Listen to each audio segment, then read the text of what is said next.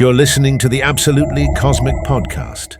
Good afternoon, ladies and gentlemen. Welcome to the Absolutely Cosmic Podcast, where we talk anything and everything self-improvement from the nerdy perspective. I'm your host, Joshua Salgado, and we have a 2-for-1 today. I'd like to introduce the famous Twitch screamer, Mr. Hyde 7299, and soon-to-be famous streamer and Air Force operator, Zach Sokolowski. How are you guys today? Howdy. Doing pretty good. It's fantastic to be here. Yes, sir. All right, gentlemen. Well, how's your weekend going so far? Somewhat productive, somewhat unproductive, like every other weekend. But talking with good people is a good way to kind of like start off this week, because it's going to be busy for me. Oh yeah. So. Yes, sir. Yeah. For me, pretty lazy, honestly. I haven't been very productive this week. Had a super busy week trying to get everyone out the door to leave here soon. So, everyone's training done and stuff like that. A bunch of paperwork, unfortunately.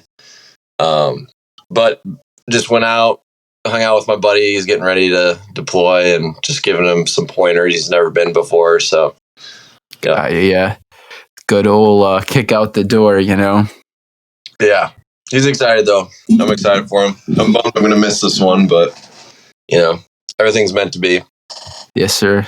Yes, sir. I mean, you're supporting your, guy in the chair, guy in the sky. You know what I mean? Yeah. Important. So, first things first, Zach, were you on the stream when Mr. Hyde, Dylan, he decides to drink the pilk? Was this like a challenge that you did with your viewers? Yeah, so I was playing Lethal Company, and I was kind of like the motto or the perception I like to give people is that I'm kind of like a posh figure on the internet, but totally not at all a posh figure. So I kind of I'm like, you know what, guys? Hey, if I hit this 35 sub goal, I will drink the pilk, whatever that is. I had a rough idea. It was Pepsi and milk, and so as I'm playing, one of the guys that I'm playing with, it's like Pokemon something or whatever. He sends 15 gifted subs, and I kind of regretted saying that, because I was kind of like trying to have the bravado of being like, you know what, guys, let's just hit the sub goal, and I was like, okay, I should probably think a little bit more before I talk. But to be fair, for only doing this thing once, drinking Pepsi and milk actually is not the worst thing you could drink. Believe it or not, it was actually kind of refreshing. The only thing is that there was so much anticipation of drinking this substance that I was having a hard time keeping it down. So I was like chugging it. So I downed more than half of it and was like pounding my chest because it was not going down easy. But it was a surprise. It was a shock. And then when it was done, it was nice to get it over with. Do you feel like you mentally stressed yourself out? So there's a lot more pressure to do it. Could have been. Oh yeah, 100%. I said, what did I say? I think it was like, guys, if I reach my sub goal, I will drink the pilk on the very next stream. And then it happened, and then I was like, crap, now I got to plan a pilk stream. Like, just deep down, I was like, I don't know if I really understand what it was that I was saying, because, the expectations are up now. 15 subs is a lot for me. Like, I'm at like 300 and like, I think 8 followers right now. And then I think I've got just under 40 subs, which is freaking awesome. I love that. Yeah. That's cool. I get to do what I love.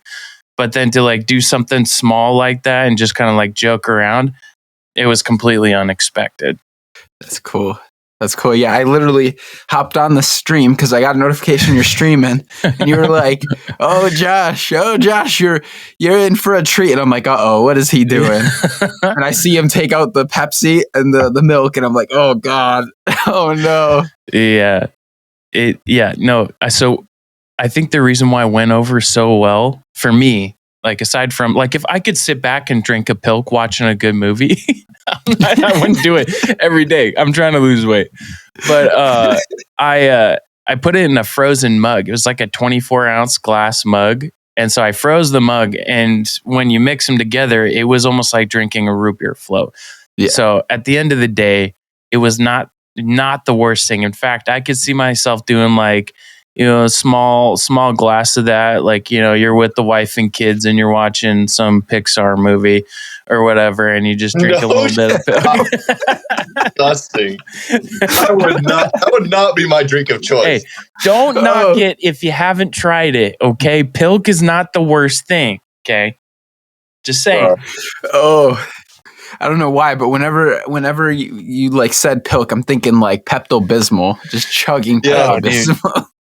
Yeah, no, I see on the internet there's certain ways to grab attention for views, and for me, I don't want to be known for doing disgusting things. I want to have some entertainment value for just who I am. Yeah. And interacting with other folks. Doing small stuff like that didn't hurt. Like at first it seemed like a much bigger thing, but then after it was over with, I was like, that was actually kind of fun. And it wasn't disgusting like I was expecting. So I prefer to have those types of interactions on the internet, as surprising as it was. But do you think like the future you'll do like every certain amount of subs you'll do a challenge, like every 25 or every 50 subs, like you do a different challenge?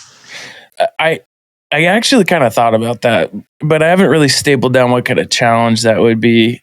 I'm trying to figure out what kind of integrations, because you could do whatever. So it's like, guys, I'll do a polar plunge if I eat, or if I get 100 subs or something like that, and I'll post it on TikTok. And what I'll do is like wintertime, and I'll go jump in the river, and it's freezing, and you have to break the ice or whatever. I don't know, something like that. You could go anywhere with Twitch streaming stuff. That's what's so appealing about doing it, is that people are there truly because they find what you bring to the table entertaining. And I've actually met some really cool people through it, and I'm still like, I guess, internet friends with them. So but yeah, I have some planning to do right now. I'm trying to buckle down and do some reading, get smarter, and then start getting back into it. Yeah, 100%. I mean, Socks, when you start your streaming and you're streaming Pokemon cards, and you pull something like this, you're like, now I gotta chug a gallon of milk. I don't know if I'm gonna be doing like the nasty challenges, but I'll do like I'm pretty good with spice. I would do probably like spicy stuff for sure. Some like hot wings stuff. Yeah. Like what's that show? The Hot Ones? Do something. Yeah, the Hot Ones. Maybe not that spicy. I don't know. We'll see. I don't want to be like dying on my stream like that. Just all red face, just like slapping the desk. Your hands got sauce all over. You rub your eye by accident. No, I actually do want to see. I do want to see that portion of what Zach brings to the stream world, because it's going to be coming soon, and I want to see. I'll be there for the card openings. They're flashy, they're shiny, they're cool. I don't know anything about Pokemon other than they can use guns now, apparently. But right? You know, power. It's still same thing. But anyways, I'm excited for when Zach starts, because I think a lot of people would gather to this man. You know, appreciate you, dog. It's okay. I love you. Dylan, when are you gonna get into Pal World? I know this is kind of off topic, but so I don't have money. Once I do, I think I'll actually start playing it. Me and my brothers. Backstory: I've got 5 brothers, 1 sister, and we traditionally played video games together all the time growing up. We did LAN parties. That was just kind of our thing. But recently I started playing some games with my other brothers, so Von Horst and ASH. I won't say their names, but they one of them, Von Horst, said, "Hey, what about Pal World? It's cross-platform." At least I think that's right. It is. And I'm deeply considering it. It looks like a lot of fun. Yeah, it looks pretty cool, not gonna lie. Did you know? So when they tried to sue, there's like several pals on Pal World that are like nearly identical to Pokemon. Yeah. And they literally like did like pictures side by picture between Pokemon and Pal World, and they're like, how is this not copyright? They're like, well, they're not exactly the same. And it's like, what? And they denied the sue. Damn. I also think that it had a lot to do with the engine they were using, because I guess there's something to do with Unreal Engine being different from whatever Nintendo uses for running their games. Like there's a big deal around it. And what's funny is that more games that are coming out that were made just for, farts and giggles have actually become the most high earning video games today. And I think that's really exciting. Like That's Lethal cool. Company, for example, is doing fantastic, and it's run by one person. And I just think that's cool. Wild. Didn't you sell like didn't you tell me that it sold like 10 times more copies than did or something like that? It was outselling COD on Steam by a large margin. I don't know what that margin is, but they were punching the dollar bill.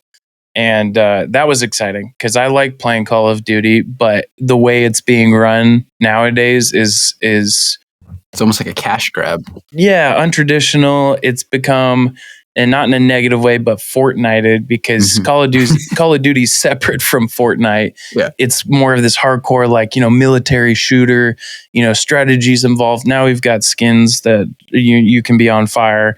Nicki Minaj is in the game. Like, I'm kind of, I'm burnt out from the overskinization, if you want to put it that way.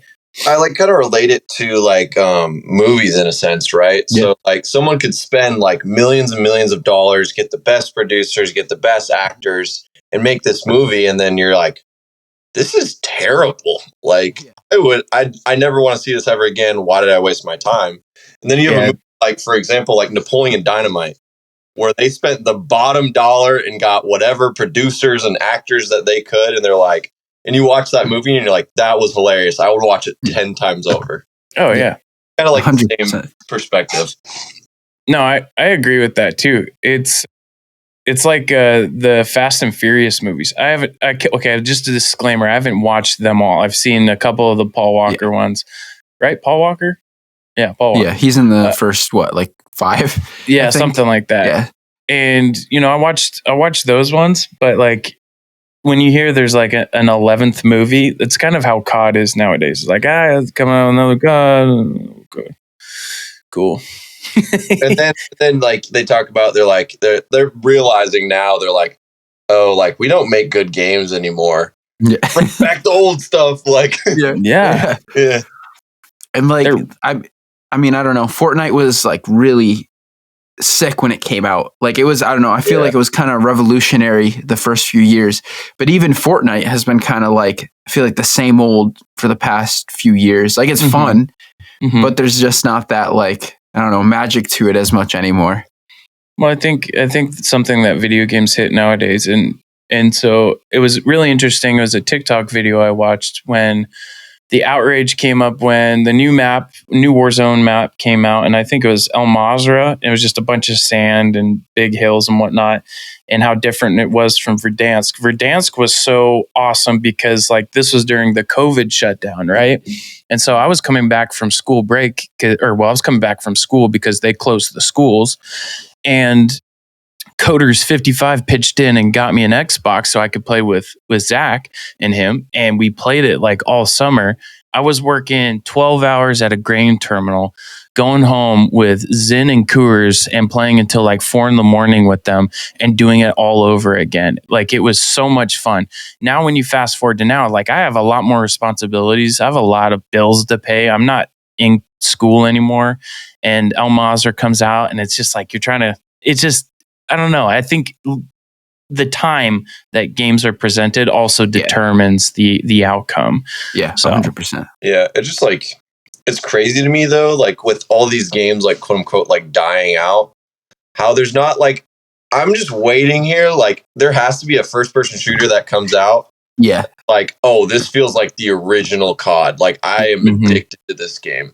But it seems like year after year, it doesn't happen. You're waiting for that one game to like punch through the surface and be like, oh, that's the game now. Yeah. And it seems like it just year after year, it's not happening. You just, got the same COD maps, same Fortnite maps. They're just reintroducing stuff. And you're like, man, I want some, like a big name that's new. Yeah. That's the thing. I think that's why Pal World, going back to it, like struck so much is because, well, yeah, they like took a lot, like literally, it's pretty much Pokemon with guns, but it's not, because it's like a survival game. It's like almost like Ark Survival Evolved with Pokemon. And like, I don't know, it's just, I haven't played it yet, but it looks pretty freaking cool. I don't know. Stay tuned, folks. Stay tuned. Mr. Ryder may be dipping his toes into a brand new game soon. What was that game that a lot of the Call of Duty creators left the company and then made a game? What game was that? The Finals? Was it the Finals? Not the Finals. Shoot. I know what you're talking about. I don't know if it's released, but they did like a huge beta test of it.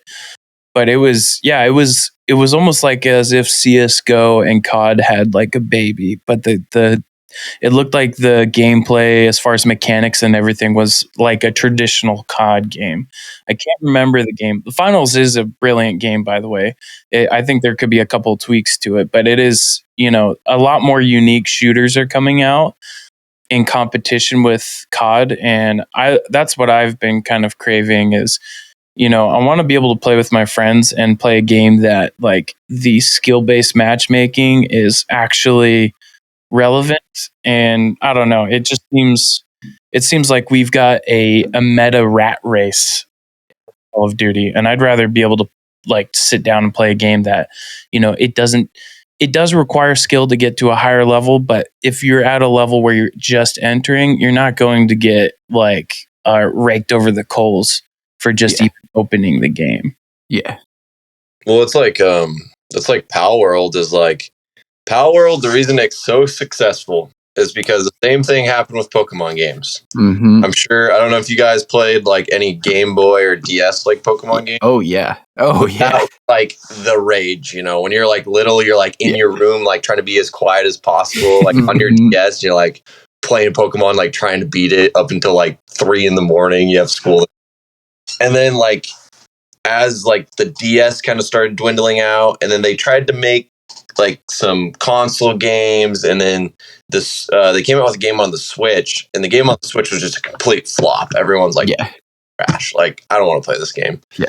And I think that's why Pal World's so successful, because everyone's like, this is like a Pokemon game that everyone has wanted for years, and Pokemon hasn't released, and that's why I think it's so popular. Definitely. I would agree with that. I feel like there's a lot of, I don't know if you want to call it schooling or just a lot of innovative people with when it comes to scribing video games and being able to kind of like figure out the basics of how to make a game run. What do you call that? It's how you program video games, like you do like basically coding and stuff. Coding, thank you. Yeah. So there's just a lot of coding knowledge that has been going out there, and really it's just learning a new language and typing it out. Like a lot of people are picking that up, and so with that, with the frustration of dealing with games that are so repetitive or reselling older content, what they're doing is like, you know what, this is the game that a lot of people are saying they want. And if you're in the business of customer service and you're running a company, you want to listen to what the people are saying instead of like your top streamers who are saying, nerf this, nerf that, like, I mean, sure, they may have some valid points, but when it comes down to it, there's a large fan base for video games that are craving a change. And those fans are actually changing what, they're making the change because the businesses won't. So, And I think, like you said, going back to it, like coding, all these fans of like Call of Duty, Pokemon, like any video game, even Halo, we saw like in the recent years that because the barrier to entry and like Unreal Engine 5 is legit, like, and it's pretty easy to learn if you have the passion for it. If you know a little bit of coding, or you and a few group of people, you could pretty much make a video game on your own at this point. Like the knowledge is out there. So all these fans that once enjoyed these games and are frustrated with the fact that they're just kind of I don't want to say cash grabbing, but they're not innovating, they're not changing things up, they're not trying new things in their franchises. Now they're just like, well, we'll make it ourselves and do it the way we want it, you know? Yeah. And I think that's something that these businesses are getting spanked for, and hopefully they learn their lesson, because Pal World, Lethal Company, two of the most recent best examples of how much. Like, I mean, Lethal Company is just, I don't know what engine you call it. It's the graphics aren't amazing, but what is awesome about the game is just like the jump scares, the audio, like when you're interacting with other people. Zach, you could probably speak to it too. I mean, you've played it. It's a lot of fun. I love playing it with other people, and there's a factor of community within that game that makes it fun. You don't have to be good. You just have to play it with somebody you like playing video games with. Yeah, I think just the big thing for me. So at first, I was not like a fan of Lethal Company. I was like, I don't really get the point. Like, there's not really, because Dylan knows this about me. I just don't like not having like an exact objective or a next achievement, or like, because the game, like, pretty much there's no like, you don't really earn anything from it. You don't really like level up. And I was like having trouble like grasping onto something like that. And I think just the pure like comedy and teamwork that they implemented into that game is like the best part, because like in Call of Duty and in like those first person shooters, like you're kind of just, you're on teams where you're kind of like working on your own stuff. But in Lethal Company, it's like a group effort. Everyone has to do their part to like succeed in the mission. And then just like the funniest thing to me is like the walkie talkies and the audio in game. Like as you get farther away from people, their voice sounds farther away. And then if you're far enough, you can't hear them at all. That's pretty sweet. And so like the comedy like of like, you'll have someone like, you know, downstairs from you, and you'll hear them in a distance, and then you'll be like, oh no, it's after me. And then the voice will just cut because they're dead. Everyone's like, did he just die? Like, it was especially fun playing with Riley because he is such a vocal video game player, and I love playing with him. So Riley is a Spoon Wizard 32, awesome friend of ours. He's just like he's another guy I've been trying to encourage streaming, because I think people I personally would love watching him play, because he's got so many things running in his head when he's playing games. Like if something's happening in the game, he like embodies it. So if he falls, he's screaming until he hits the ground. That was a highlight, I think, of that game, is like Zach was saying, the audio depth perception.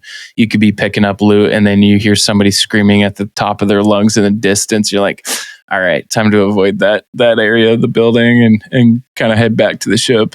Yeah. I just think the voice cuts for me are like the best part, because as soon as someone dies, their voice just cuts off. Yeah. So there's like a slight freak out moment. It's like, okay, we got to get out of here. So have you guys ever messed around with like a VR chat? I know that was big, chat. Like what, when the pandemic hit, that kind of popped off and everyone had like the random ass skins. That's where Uganda Knuckles came from, actually. I love that meme. Do you know the way? Like that. I freaking love that. Yeah. Do you know the way? I never got into VR chat. Yeah. Mostly because it's like, oh, I need a VR headset and stuff to like actually get into it. I assume you could probably just run it off your PC and just like play it and just look around. You don't need a headset. But I could see myself getting into that, because I a lot like Lethal Company. I think there's this like customization involved that can make the experiences a lot more fun.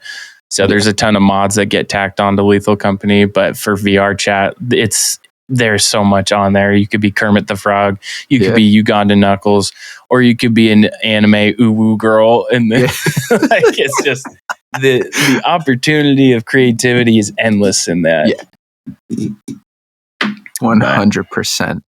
So Socks, when can we see you to start streaming? I want to hop on your stream, you know? I'd probably say here soon. I'm gonna get with Dylan. I think I'm gonna end up getting a camera. I mean, my PC runs like a Lamborghini. It runs freaking great. And I had a few problems off the bat with it, but it seems to pretty much run everything just fine. And the only bad thing is I'm moving apartments in a month. And well, that's one downfall. Second downfall is I have fiber internet right now. Oh. And I have a download speed of like a gig a minute or a gig. I don't know. It's like 500 gigabytes, something like that. It's stupid fast. Like it will download games like that, and everything is like super fast. But where I'm going, they don't have fiber, so I'm gonna have slower internet. And at the end of this month, I'm gonna have to like move everything out and then kind of recreate the whole stream setup again. Yeah. But I think I'm gonna take that time to be like, okay, I'm gonna get my setup how I want it and how I want to keep it. And then just as soon as like I get internet and everything set up at my new place, I'm just going to start streaming right away. Yeah. Hell yeah. So I just want to start streaming before I moved and then have to like break everything down. Yeah. And then rebuild. So yeah, that's just kind of like my landmark for when I'm going to start. 100%. Dude, I'm excited. I'm excited to see you play some video games, open some Pokemon cards, freaking just screaming on stream and having a good time, dude. Yeah. It's funny to think that like I never really planned on, I mean, Dylan's probably the same way. I never really planned on ever streaming. It's something that like Dylan and I Dylan and I didn't really know each other because Dylan was homeschooled and then I went to the same high school as he did. Okay, I'm just saying. No, that's a fact. That's a fact. I'm not calling him out. So Dylan and I were like always friends, but like we weren't really that close just because like we didn't get to see each other a lot. Yeah. And I kind of got to know Dylan more through our buddy Cody. And it's just funny because like Cody and I started playing COD and then Dylan kind of picked it up. And then kind of over time, like Dylan and I were because Cody had quite a busy schedule. And this was leading up until my first deployment. Dylan and I were playing like together like all the time. Like all the freaking time. And like it got to the point where like Cody would hop off and I'd be like, dude, I could play for like 3 more hours. Yeah. Same. Yeah. And so we'd play. And what was funny is that like Dylan and I just like instantly clicked. Like it was just like, you know, we both really enjoyed video games. We were both just like goofy people. Like we started eventually talking in memes all the time. Like we got to the point to where now that me and Dylan having a casual conversation, everyone's looking at us like, what is wrong with them? Like, are they okay? Like, and just like thinking about from when like we started that to like now being on Dylan's stream and then like me planning to stream here soon, like it's kind of like crazy to think about because of just like how many years coming it all was. Oh yeah. Yeah. So with Zach, I knew of Zach in high school and, Zach wasn't a big dude in high school. And for me, like not knowing very many people, I tacked on to Cody because me and him had like we just looked similar in bravado. And Zach was a smaller guy in high school. And there was one summer, he just like shot through the roof. Like Zach, how tall are you? 6'3". Yeah. He just taller than me in one summer. And I was just shocked. I don't know. It was like, I had no like no background other than like knowing that Cody and him fished all the time and played video games. And I was just the kid that came down from the mountains and played sports at the high school. Like that's just what I was known for. That's what my family was known for. And like Zach said, over that summer, I'd say like after COVID, that's when we really started to hit it off was through Call of Duty. And like when he was referring to the memery, is like we've created our own language around it. Like I say it in like I get to the point where I'm so comfortable saying it around him that it slips through at my corporate job. Like I will say like finna or like I'll just say some slang and people will just like cock their eyebrows at me. I'll be like, right, not the place. But like with him, like if I say the dumbest thing ever, he completely understands exactly what I'm saying. Even if I'm not talking in meme language and I just say whatever, like he typically picks up what I'm putting down. But yeah, playing video games with him has been a lot of fun, and especially like fishing. Fishing's been a lot of fun. He taught me how to be like an ass when it comes to fishing, and it was an interesting experience because I was getting pretty good. Zach, you can explain more on that story if you wish. Which one? You're like, dude, you need to crap talk a little bit more, like, you know, about catching fish. Yeah. Yeah, so like I'm trying to think about it. But anyways, I went home and I'm home for a couple weeks and I just got like, I'm not saying a chip on my shoulder, but I'm like, man, I need to show that I can still do this. Like there is a point to where like fishing is luck, but like once you fish for long enough, you realize that it's like actually quite the opposite. Dylan can kind of like attest to that. Like there's so many different aspects that are involved that people don't really think about. Like a person that doesn't really fish, you think, oh, I'm just going to cast this line in the water and with this lure on it, I'm going to let it sit and it's just luck of the draw. Yeah. You know, if a fish bites, cool, like whatever.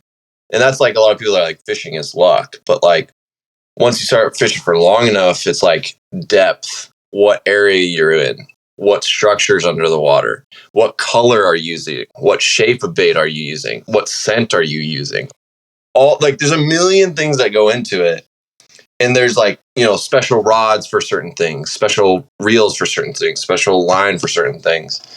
And so anyways, I got off kind of on a tangent there, but I go back and I'm like, okay, you know, I bought a new rod, bought a new reel, bought a new line. Like, you know, I rig up my rod when I get there, and I was like, man, I was like, I feel like I have hometown advantage, but I don't have hometown advantage because, you know, I don't live here anymore. So I only get to fish there like 2 weeks out of the year.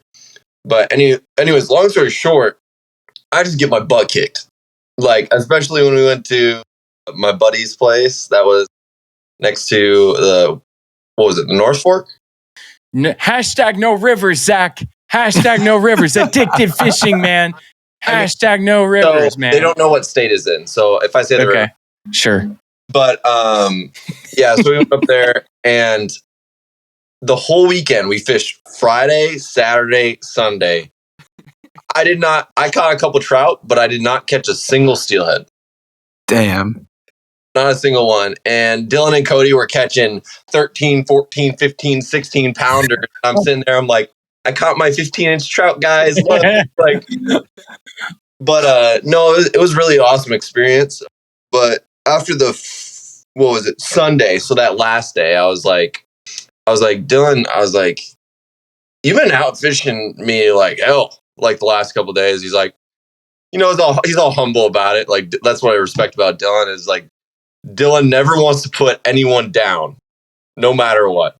He always wants to bring people up. So I kind of like, I always like, ever since I've been friends with Dylan, I always like, I'm like, shit talk me. Come on. Like, I'm like, you know, fucking the bear, right?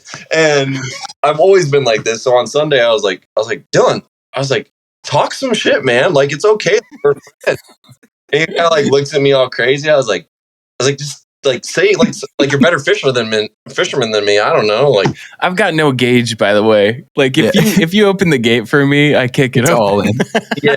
So, the knob is fully turned. I poked the bear and it was just like that whole day, just chirp city the entire time.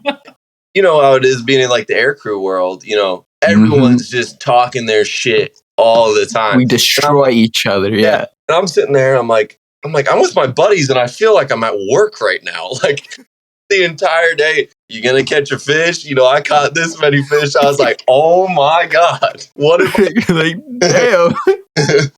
And keep in mind, Zach and Cody taught me everything I know about fishing. And I think at a certain level, and Zach could probably confirm it. I don't know if this is true. This is just what I think they think. But like I've been listening to them talk fish for I don't know how many years has it been? Like was it 2024? I mean, we fished before like we played COD. I know we did a couple of times. 5 years? 4 years? Yeah. 4.5 years? Yeah, something like that. And each fishing trip, I'm just like analyzing their tactics and like picking up what they're doing, like what braid of line they're using, why you want a light tip pole or a medium light, depending on the type of fish you're trying to catch. And like, you know, to a certain degree, there is just a simple, you need a line, you need bait, and you can catch a fish. Like there is that. Like it's a hard, tough luck, but you know, you can do it. But with what they do, they're very targeted on species. And if you aren't using the right stuff, you're going to have a hard time. So over the years, I've really worked hard at picking up what they've been doing. And it's been exciting because like over that weekend, I felt I had a lot of pride on my shoulders because I caught 4 PBs. So it was 3 steelhead PBs and 1 cutthroat trout PB. And that was like, I was just over the moon about it. Not that I could repeat it again, not that I wouldn't wish to repeat it again, but the fact is I felt like by how long I've been listening to him, other than my casting still sucks with the steelhead rod. It's not the greatest. I'm going to be honest, but like I was still doing okay. And so a lot of credit goes to Mr. Tickle Tipson himself, Zach. And so, yeah, it's been fun. And also he bought me a bass rod too. So that's killed many bass, caught many bass, and it's going to continue to do so. Yeah. Yeah, and also like the biggest thing for me, and that's what I told Dylan, he's like, the last day, I was like, man, I feel so bad you haven't caught a single fish this week. And I was like, feel bad? I was like, I'm always in like the fishing guide mindset, just because that's kind of like as a little lad, that's what I wanted to do. Yeah. And so like, I'm always there for the experience. If I can experience someone else's joy of catching fish, I do not give a rip if I catch a single fish. So just like what he was saying is there's a video out there and I've watched it several times over. I sit there and when I'm feeling crummy and I'm feeling like, you know, I'm having a bad day, I pull up the video, but it's Dylan and I were fishing. I think this was the second biggest at the time. It was your PB, but we were fishing this narrow part of the river and we're casting through the same deep hole every single time with bobbers. You know, we'd probably been like, we're to the point where we're there for an hour and a half and we caught like a trout, some small trout, like nothing major. And we're floating through the same spot over and over and over again. I don't really know why. Like we were standing almost right next to each other and we just determined that like we weren't going to move from that spot. I don't know why. Like I didn't go downriver. Dylan didn't go upriver. Like we kind of just like, we were BSing, like enjoying nature. Like, yeah. Like, you know, he'd cast out and then I'd cast out. We'd float down, you know. Yeah, and we were just hanging out. And I remember I was like, it was kind of one of those things where you get like, I was looking upriver. Dylan's bobber was down here. I was like putting new bait on. And I kind of got that like feeling where you're like, you're missing something, where you're like, you get like kind of like the chill down your spine. And I look over at Dylan. Dylan's looking straight at me. And his bobber's like downstream, and I like look at Dylan, and out of the corner of my eye, I just see his bobber just shoot under the water, and I'm just like, Dylan, your bobber, Dylan. He's like, oh, do it, and I just see this big flash under the water. I was like, oh my god, that's a big fish. And then I was like, oh no, I was like, because we were down this really steep bank. And, you know, as you know, my back's not in the greatest shape, especially like going up those rocks. Like it frustrates my lower back and my hips really bad. And I was like, at that point, like my body body went numb and I was like, I got this. And I just like straight up like bear crawled like up the cliff, went and got the net. And, you know, there was like a couple bigger rocks. Like we were in like really heavy current. And this was when Cody started recording. But like I was like hopping, like, because these rocks were like farther out in the water. So I was like hopping out on the rocks and I got on like the very last one. And I remember I was really lucky because like Dylan got he brought the fish upstream. Like it was like picture perfect. Like the water's flowing super hard. He's like, hey, I don't know if we can land it right here. And I was like, okay, just reel up and just like pull it upstream like as hard as you can.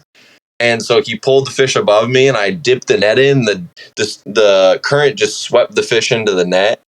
And on the video, I scooped the fish out of the water. I was like, "That's a monster!" And Dylan like holds his rod up in the air. He's like, "Yeah!" I was like, "Dude!" It was awesome because, like Zach said, we were working that corner of the river for like an hour and a half, and we were both determined to get something out of there. And there was just this beautiful current seam, and in the center of the current seam, there was like a 7-foot crevice. There's these big rocks that line it. And I was like, if I can just get because when you start at the top, there's this boulder. Let's say that's the start of this run, and the current seam wraps around it and goes through that crevice. Well, it's like 2-3 feet there, but the current's running pretty fast, and so I set my bobber depth at like 7 feet. And when at 2 to 3 feet, you shouldn't be running it that high. I was like, I want this to swing into that crevice and get something out of there. Like if I'm a steelhead and I just ran, however many miles up these, fast, rapid rivers, I'm going to want to bed somewhere. And that's where I would bed. And so like that entire time, like we were just working it. And it, at the time, like it always happens at the time I least expect it. We were fishing for a long time. I'm like, just kind of like dilly-dallying, like accepting the fact that it's just beautiful. We're just fishing. We're out, we're having a good time. It's been a great day already. It's been a great weekend. And then the bobber goes down and Zach's like my alarm indicator. He's like, Dylan, bobber down. And I was like, oh, crap. So it was good. I ate that fish like days later and it was premium. It was delicious. Perfect steelhead hatchery fish. It was beautiful, beautiful red color. It was awesome. The experience was cool. So hell yeah. So what is your guys' favorite fish like to catch and then to eat? Oh, come on. Zach, you go first. There's got to be a little different. There's got to be a little different fight with each of them. I'm assuming. Actually, I'll go first. It'll be really quick, Zach. So favorite fish to catch, although I've not physically like caught it, but I've dealt with this species of fish, but it's a sturgeon. And the reason why is because the chills that fish sends up your spine, even when it's just playing with your line, if it's just, gnawing on the bait, it's like you're dealing with a deep river creature. You have no estimate of how big the fish is until it submerges from the water, or based off of how it feels. That would be my favorite, even though I've not yet set a hook on one, but I've held one and they are beautiful. Now, my actual favorite eaten fish, and it might surprise Zach, may not, but this has a huge impact on my memory, but it's beer battered bass. Bass are incredibly fun to catch, but beer battered bass is way better than your store-bought frozen chicken nuggies or anything. They're just delicious. And there's a cool story behind that. Me, Zach, and Cody are fishing with our high school's throws coach. And on this river, he had a cabin. And so, what? I said I forgot that we actually ate fish. Yeah, dude. Yeah. No, we caught a ton of bass. Like we just had to, like I said, we just had to drop split shot weight with a hook and some bait on it, and we were pulling them up within 5 seconds of the line dropping. We were catching fish on like using this much live worm. It would just touch the bottom, fish. And just right up. Damn. Ripping fish into the boat, the four of us. Like, we must have caught hundreds. But yeah, best eaten fish, bass for me because of that memory. And favorite catching fish would be the sturgeon. Sturgeon are freaking beautiful creatures. Yeah, that's kind of, I don't know, it's a hard question for me just because I have a good memory catching several species of fish. But I would have to say, just with like the nostalgia of it, is just like steelhead. Just because like when I was a really, my dad and I kind of like the main thing we bonded over at like growing up was fishing. And I remember that like he took me out with his buddy from work, steelhead fishing for the first few times. And like when I was little, I was spoiled. And we had this conversation with, not actually spoiled, but spoiled fishing wise, because so basically steelhead is like an ocean running trout, right? So like these little trout will get released from the hatcheries or like be born in the wild, and they'll go all the way to the ocean. And then there's two different kinds of runs of steelhead. There's your A run, which is like they go to the ocean for a year and then they come back. Those are usually the smaller fish and they come back earlier in the year. Your B run will go to the ocean, be in the ocean for 2+ years and come back. And those are like your bigger fish. Those are going to be like your personal best fish usually. A runs can get bigger. Fish are a lot about like kind of like genetics, kind of like humans. But when so they have numbers for every season, how many fish have came over that dam. And so we have a dam that's really close to the town. And then we have a dam that's like way up river from the town. And the years so when I was like 12, 13, 14, we had years of 300,000 fish coming over the dam, which is like insanely high, like record numbers. And then we're like planning for years to come. We're like, okay, like the run's going to be insane for like the next how many years. And about, I'd say 2015, 2016, the next year it went down to like 60,000. And so instead of like having days where it was easy to catch, 10 plus steelhead, you're struggling to catch 2. So, and then like, just like my initial memory. So my biggest steelhead ever was my first steelhead I've ever caught. And it was like 15 pounds and it was on my birthday. And my dad actually paid to like go out with a guide. And so I think just that core memory alone, like spending that time with my dad and like catching my biggest steelhead is just like something I'll never forget. Hell yeah. Love it. Eating fish though, I have to say smoked salmon. Yeah. You just can't go wrong with smoked. It's a solid pick. Yeah. I feel like, so people will even love like store-bought smoked salmon. One day I was like just curious, and I was like, because growing up we always just did like river caught smoked salmon, like fresh. I was like, you know what, I'm gonna go to Costco, I'm gonna buy some like store-bought packaged smoked salmon, and I'm gonna like try the smoked salmon that we usually have. And I was like, oh, this isn't even close. So when people say that they like smoked salmon and they're like, yeah, I just get it from Costco, I'm like, what is wrong with you? Like, because it's just like a lot, like it's like more slimy and like bitter, and like smoked fish is supposed to be like kind of like more dry, of like a saltier, brinier taste, and it tastes a lot better than that way. So I think we're kind of spoiled that we have a river right there that we can just catch salmon out of. Oh, 100%. And it's true. Store-bought anything is not as good. I mean, if you're talking about salmon, like imagine the amount of hands that it took to carry that product to the store. Yeah. Like, and I thought about it a lot more after meeting my college roommate, and then also like taking classes from his dad during my associate days. And his dad does commercial fishing, and he's been doing it along with logging for like 40+ years. And he taught me a lot about like commercial fishing. I've not done it yet. One of these days, I'm just going to go and do it once I'm free up, as far as student loans, I'm not tied down. Like I'm going to go and do that. But like with salmon, like truly the best tasting fish is fresh caught.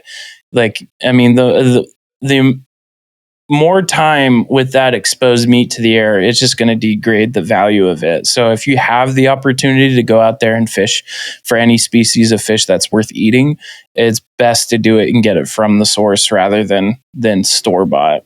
Yeah, 100%. 100%, gentlemen. All right. Riot, dude. This is fun. I've enjoyed this. Hell yeah. Josh, thank you for sanctioning this. This has been fun. You're welcome. Yeah, we should do it again. I think we could do a thing where we like have a theme to talk about and we just go on about it. Yeah. Yeah, like TikTok fame, or like or just like dig deep into Pow World, or just meme lore. Yeah, meme lore. Let's find some niches. Let's dig into them. Let's expose them. Exactly. So I send socks. Do you know who Daniel Larson is, Dylan? Is he a lifter? No. Okay. I don't think that like me knowing who Daniel Larson is, I'm going to search. Can I search? Is this searchable? Is it safe to search? Okay. Well, his early days. I don't know if it's actually. It definitely hasn't improved my life. Yeah. But, okay, I know exactly what you're talking about. Yeah.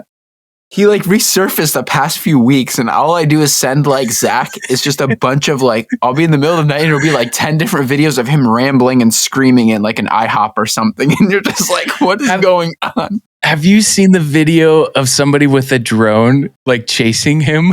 Yeah, bums and drones. Yes, that was hilarious. I was like, wait, that guy makes videos. There's a drone chasing him and he's getting pissed off. Well, what's weird about his videos, I think that's like why the reason I keep like I'm so interested. Yeah. Because I'm watching these videos and like a lot of people are watching it. Mm-hmm. Yeah. Getting a lot of views and everything like that. Yeah. And I was like, this is just like a psycho homeless dude. Yeah. With a phone. An extremely paranoid, like psycho homeless dude. Yeah. And he just posts every day just because he can. Mm-hmm. Yeah. Like, this probably has to be the weirdest way to get famous I've ever thought about in my life. Like, imagine being in his shoes and being like, I'm not trying to be mean, but like, homeless people are pretty like irrelevant in society. Yeah. Like, you know what? I'm going to start posting. Yeah. Like, it would feel as him that like all of a sudden, like no one's talking to you. No one like wants anything to do with you. And then you just have thousands of people commenting and liking your stuff. And you're like, what is the world? Like, like, well, you think about it too. Like if he's homeless and he's actually getting this much exposure, like at some point TikTok starts paying you for the views on your videos. So like, I'm curious, but like how is he getting his money? And if he is making money, what is he spending it on? Like, yeah. No, as soon as I Googled it, I saw like a federal law case of some random dude, and then I saw like a picture just below the main search, and I was like, oh, okay, I know exactly who we're talking about here. Same thing with Gail Lewis. Oh, geez, that. And this is what I'm talking about, you know, in a similar way, as far as like, you know, we were talking about like how Activision's producing the same game and blah, blah, blah. And you got people who are just creating content because that's what they want to see. With the whole Gail Lewis thing, like, and this goes with a lot of memes, people pick those up and they make it some other thing. Like, you know, there's like these TikTok pages, which like glorify or honor like military servicemen, and it's super patriotic. And then to replace that with Gail Lewis and just to see that take off was freaking hilarious. I loved every minute of that. Yeah. But like at the same time, like it's just crazy to see that like someone like that got famous. Yeah. And it's just like off like a 10-second video of her reporting out for the last time. Yeah.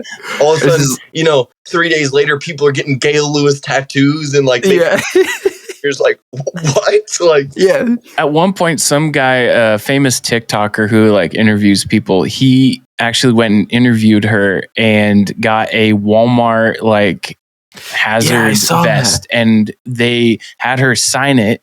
And what they were going to do was whatever charity she chose, they were going to auction it off, and all the funds for the signed Gail Lewis Walmart like vest would, you know, go to that. And that was hilarious too. Just to see, like you said, for somebody like that to get that exposure and for it to turn into something like that, only the internet could do that. There's no other way. And it's just like, I think those things blow up because like, so it's like a lot of famous people like on the internet, they'll start doing content that like they know gets views. Yeah. But it won't be like like it won't be authentic. Like you could tell like, but what sucks is like younger kids who watch this stuff, they think, and I think it's kind of corrupting like everyone in society is like at a young age, they think these skits are like real. Like these are cool things like actually happening. They get like the younger community to buy into their stuff because they think everything is real. But like just looking at that and being like, it's kind of sad that like you have to like fake what's going on in your life or like fake a relationship. Yeah. Or like for me, it wouldn't feel right living a fake life to get money. Yeah. Because then every time like I'm around my fan base, I have to act different. Like it's too much energy for me to exert for money. Like money's replaceable. Like I get it. Like it'd be cool to have all the money, the cars, the houses, but like if I have to worry about every time I'm around a group of people acting the way that they see me act on the internet, it just wouldn't be worth it. Like, just wouldn't be worth it. Yeah. I don't even know if I could even sustain that. You know what I mean? Like, I feel like you're almost like acting in a movie, and it's like, I don't know. But then on the other side of social media, we have people like Sam Solik, Oh, yeah. Let's hit another set. Like the most authentic person you will ever find. Like, yeah. And that's what people want. Yeah, 100%. And I think maybe hopefully this coming year throughout, we might get some more social media, influencers and famous people like Mr. Hyde 7299, authentic as they come in. That's what I'm saying. Sokolowski, That's what I'm talking about. Hell yeah. And I mean, but really though, like to kind of like talk to Zach's point, like after the crazy plane lady video, I had seen so many replica videos of people, like there's people who actually have legit like planes or like the insides of planes, and they can make just fake TikTok videos of like, I've seen that too. Like what do you call them? The stewardess or whatever arguing with, we're going to get you off the plane, blah, blah, blah. Like just weird stuff. And I'm like, this is totally fake. Like this just like, I don't like any of this. And so to the Sam Solik stuff, what I was thinking about was like, wow, there's so many people that are putting thousands of dollars into just property and faking videos just because there's a new thread of popularity within this category of the internet. And so we're just going to fuel into that. And like what Zach was saying, I was like, if you can't present yourself with authenticity, it's not going to run super well. And so that, like with Sam Solik, was super encouraging because he's just working out. Yeah, I'm talking. He might be taking stuff. I don't know. It's probably confirmed. I can't say, but like, no, he's 100% natural. Yeah. No. Right. Natural. But anyways, like he is natural character wise. Like he's just authentic to people. True. And so like, kind of what I try to do with the streaming gig is like, it's this one, you recognize this is the internet. So anything typically flies on there. However, on my stream, I try to keep it pretty composed. It can get out of hand a couple, in some ways, but I try to keep it within a confined space where it's safe. And I, nothing odd or bad happens. But I also like, people at work know I stream. Like they even come up to me and be like, dude, that one night when you were playing Lethal Company and you found the whoopee cushion and you were spamming it, that was freaking hilarious. And I enjoyed doing that. Like I enjoyed how I interacted with the game and with the viewers. And it's fun because people will talk to me and I'll talk back, and we'll create some sort of relationship through that. And that's what I like. I try to be funny and entertaining and talk and recognize people, but I don't want to go as far as to the extent of like giving people this facade that I'm better off than most people because I have a camera and an expensive microphone. Like I have these things because I wanted them, and I wanted to share with people that I enjoy doing this, playing video games. Like 100%. Oftentimes I'm streaming with Zach, and that's one of my preferred people to stream with because like we had just discussed earlier, we can say anything and it would just be funny. Like we are entertained by it. And if other people don't find it entertaining, they can find another person to watch. But oftentimes people love watching it when we're playing together and we're just bouncing odd topics off of each other. Yeah. So I agree 100%. And I think there's, a few people that I was talking about because I told him about my podcast at work and stuff. And this one kid, he's a good guy, but he's like, you don't think you'd want to do it in person, or like you want like a famous person? I'm like, well, I mean, like, what does it matter about fame? He's like, well, you want to start off at the top. And I'm like, I'm just doing this because I want to talk, have a little bit of a message, talk a little bit, have fun, talk about random stuff. Come on, Josh, let's get GBP in here. I want Jordan Peterson next podcast. Yeah, let's do it. Let's ask him some real questions about the pilk. Yeah. That would be awesome. Yeah, that would be pretty cool. I think a lot of people just like have that, like to your point, like a lot of people have that like mentality that whenever they get on social media, they have to like flex what they have. Yeah. Mm-hmm. So like that's up, like kind of like up the same alley is like, it's like if whenever I like, and this is like most people on social media, even me myself, I do this. I'm like, if I post anything on social media or if I say anything on social media, it's like, hey, look at me. This is what I have. Hey, I'm vacationing at this spot. Like, hey, like blah, blah, blah. And that's the same mentality is like, well, if you're going to do it, you better do it like flex. Be famous and stuff. Yeah. Yeah. Mm-hmm. Yeah. Be like, oh, I'm friends with this dude. You're not friends with this dude. Like, yeah, that stuff works. But like, it's like the same thing as like being authentic is that like, you don't just start doing something like that and then forget who your real friends are. Exactly. I feel like that's what some people think is that like once you become big enough, like your old friends or like which are actually your true friends, just shouldn't matter anymore. Yeah. Mm-hmm. And then you drop right into that. I'm living this fake life because I know these famous people better than you. Like, yeah, exactly. And it's like, so I had a podcast episode where I was just like highly caffeinated, rambling into the camera, but I talked about that too. I was like, exactly, just mint. It was right before I went to work. Good. I was like, I gotta say that I'm doing something. Something's on my mind, people. I gotta share.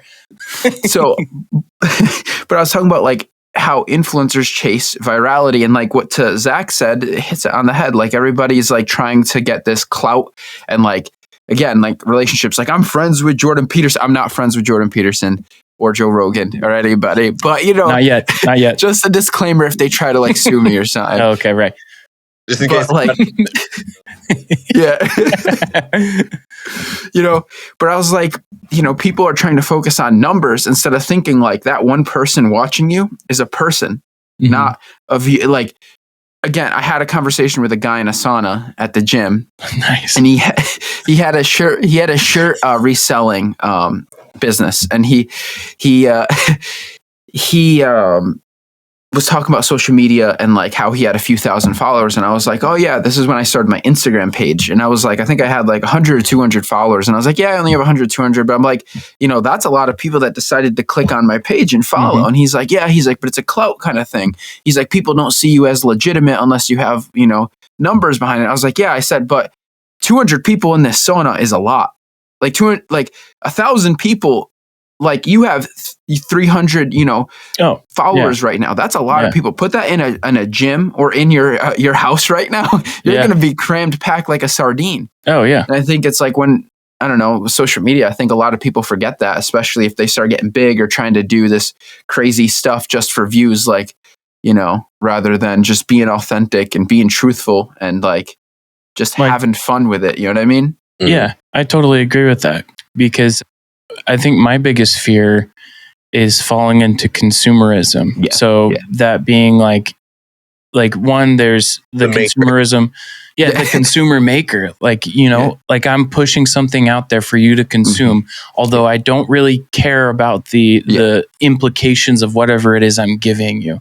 That's the consumer maker mentality as far as I see it. That's just a rough, sentence.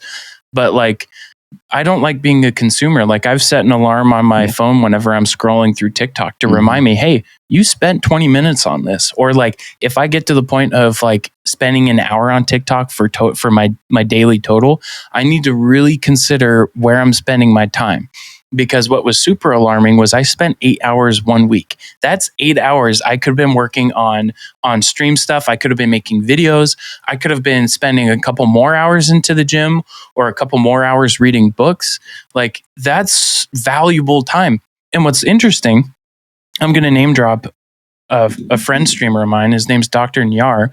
Really cool dude.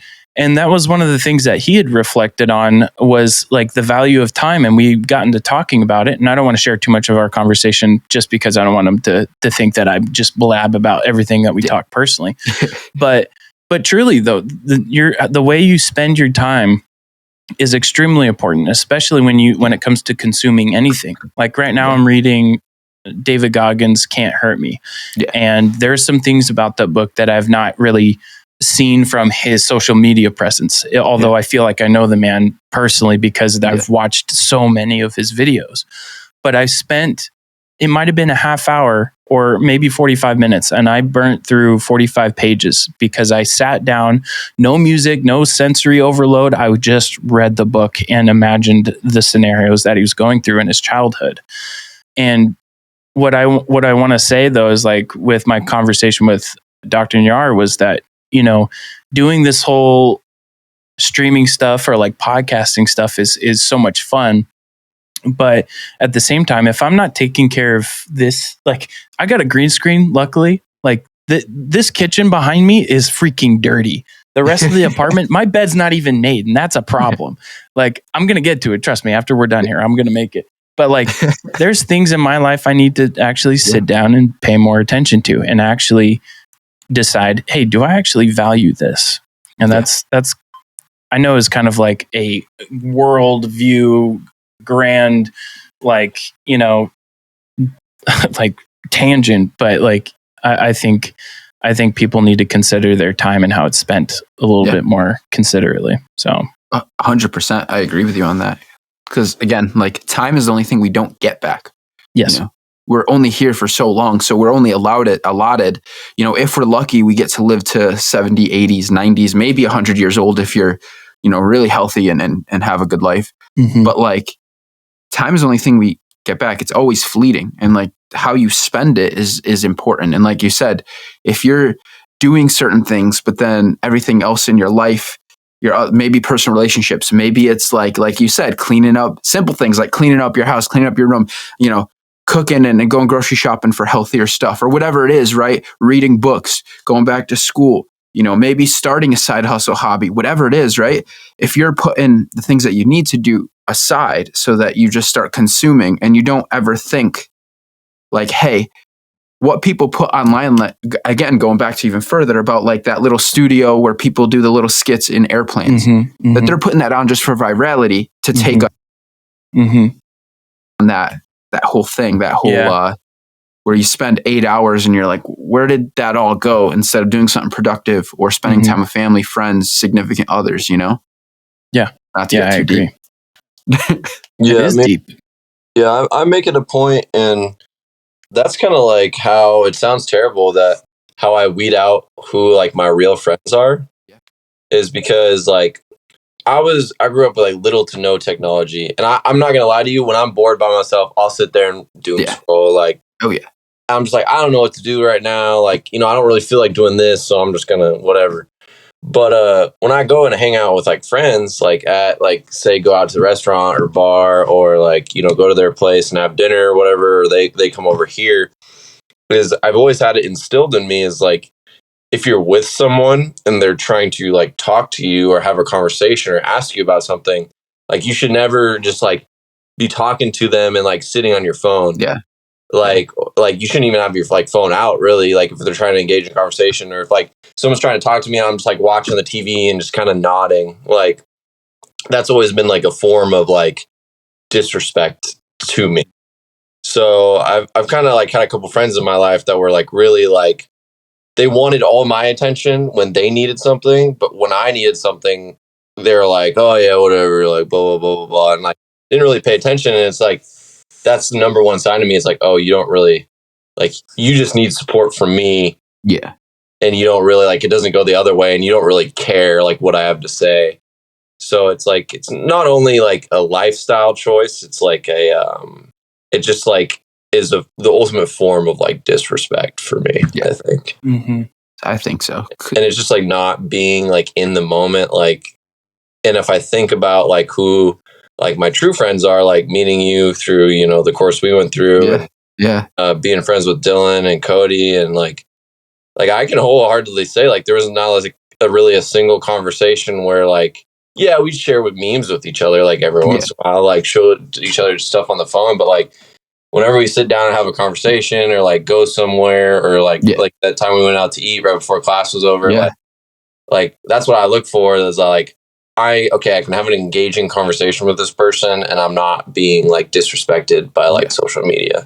Yeah. And like when I went back home with Dylan and Cody, is just like I was thankful because a lot of people like our age, but more people that are like a little bit younger are kind of like, they'll all get together and be like, I can't wait to hang out.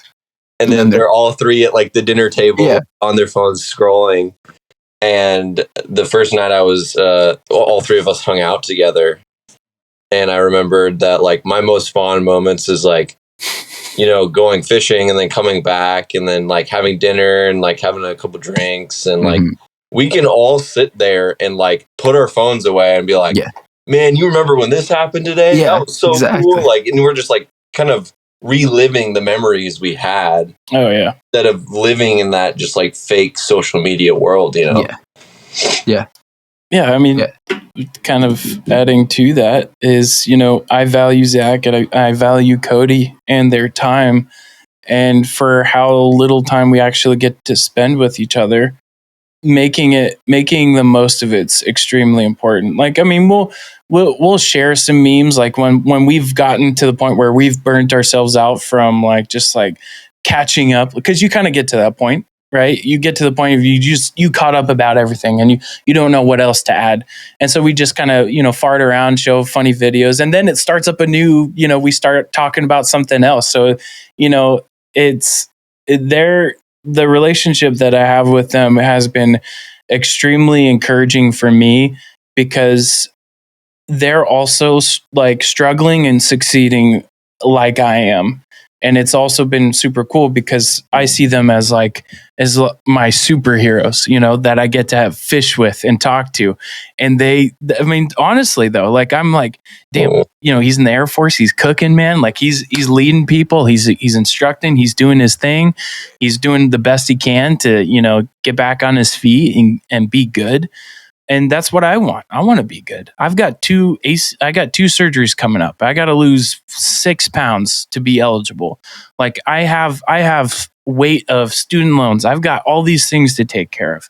I don't like put that on them, but what I get from them is that they have similar struggles, that, you know, things that are bogging them down or are in front of their goals.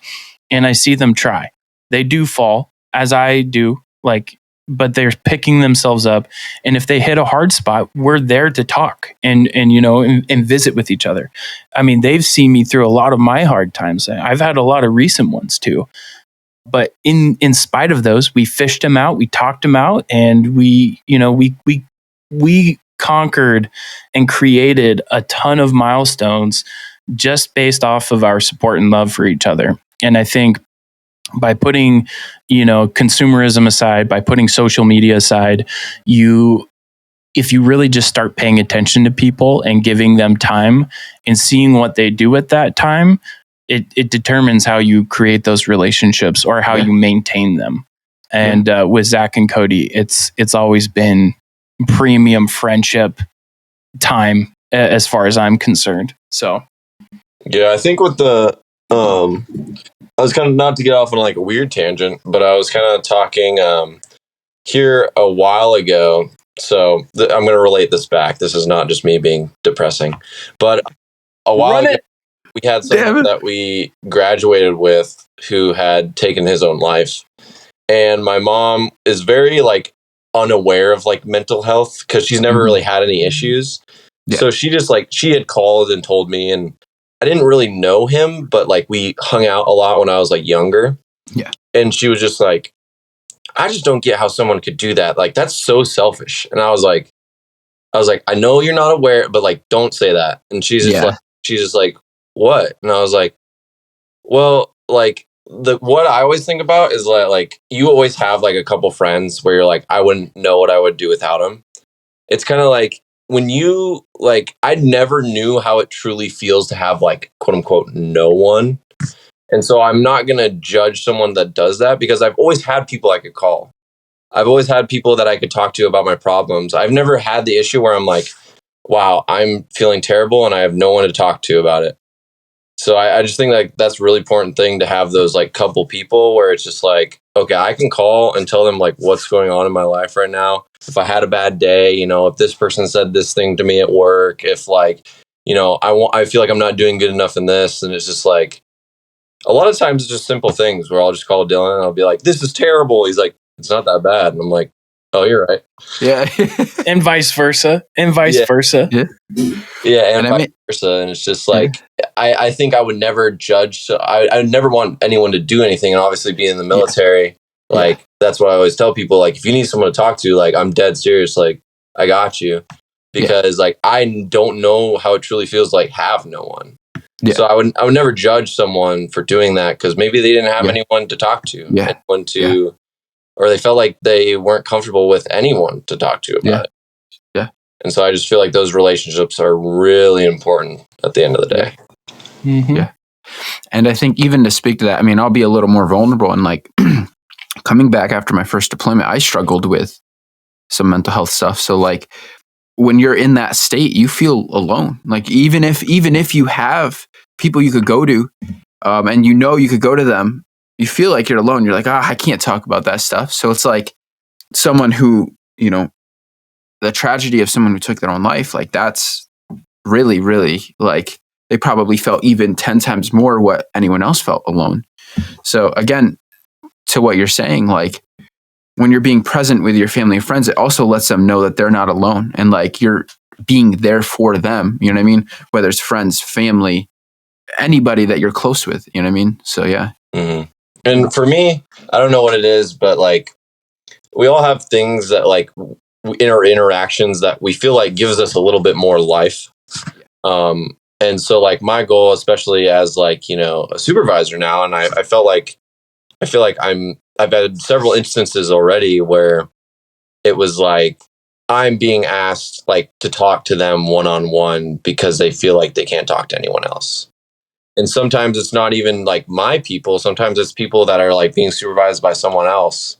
And I think that like that is where I feel the most purpose in this world, being like a religious person, is that like I feel like I'm living through God in the right way, that I'm relieving someone's mind on what's going on, and that they feel like they can talk to me, and that they like, because like my biggest nightmare, and I think if there was something in this world that I'd be like, I would hate for myself to come to that, is if I ever heard someone say, I don't feel comfortable talking to him about this. I think that would crush me, dude. It would crush me, because like I've been through like similar bouts like to what you're talking about in life, and there are times where you have people and you feel like you have no one. And it's just like the thing that saved me is like I was like pushing people away, but I always had people that were like, I had like no jurisdiction, no right for them to even like stay around me. Like, there's a few times where I would like either say some mean things on purpose or like just totally not answer their phone calls or text messages. And I always had those few friends that are like, hey, I'm here. Let's go do this. Talk to me about this. What are we doing with this? And I feel like I owe it to not only like service members, but friends to be that same person that's like, okay, I know you're mad and I know life sucks right now and that you don't want to be around anyone, but like you got to like get this, because you essentially at the end of the day, what helps, and I'm sure is like, you just have to talk about it. Yeah. Like, it's just like, and when I say you just have to talk about it, when I say that, it makes it sound so simple.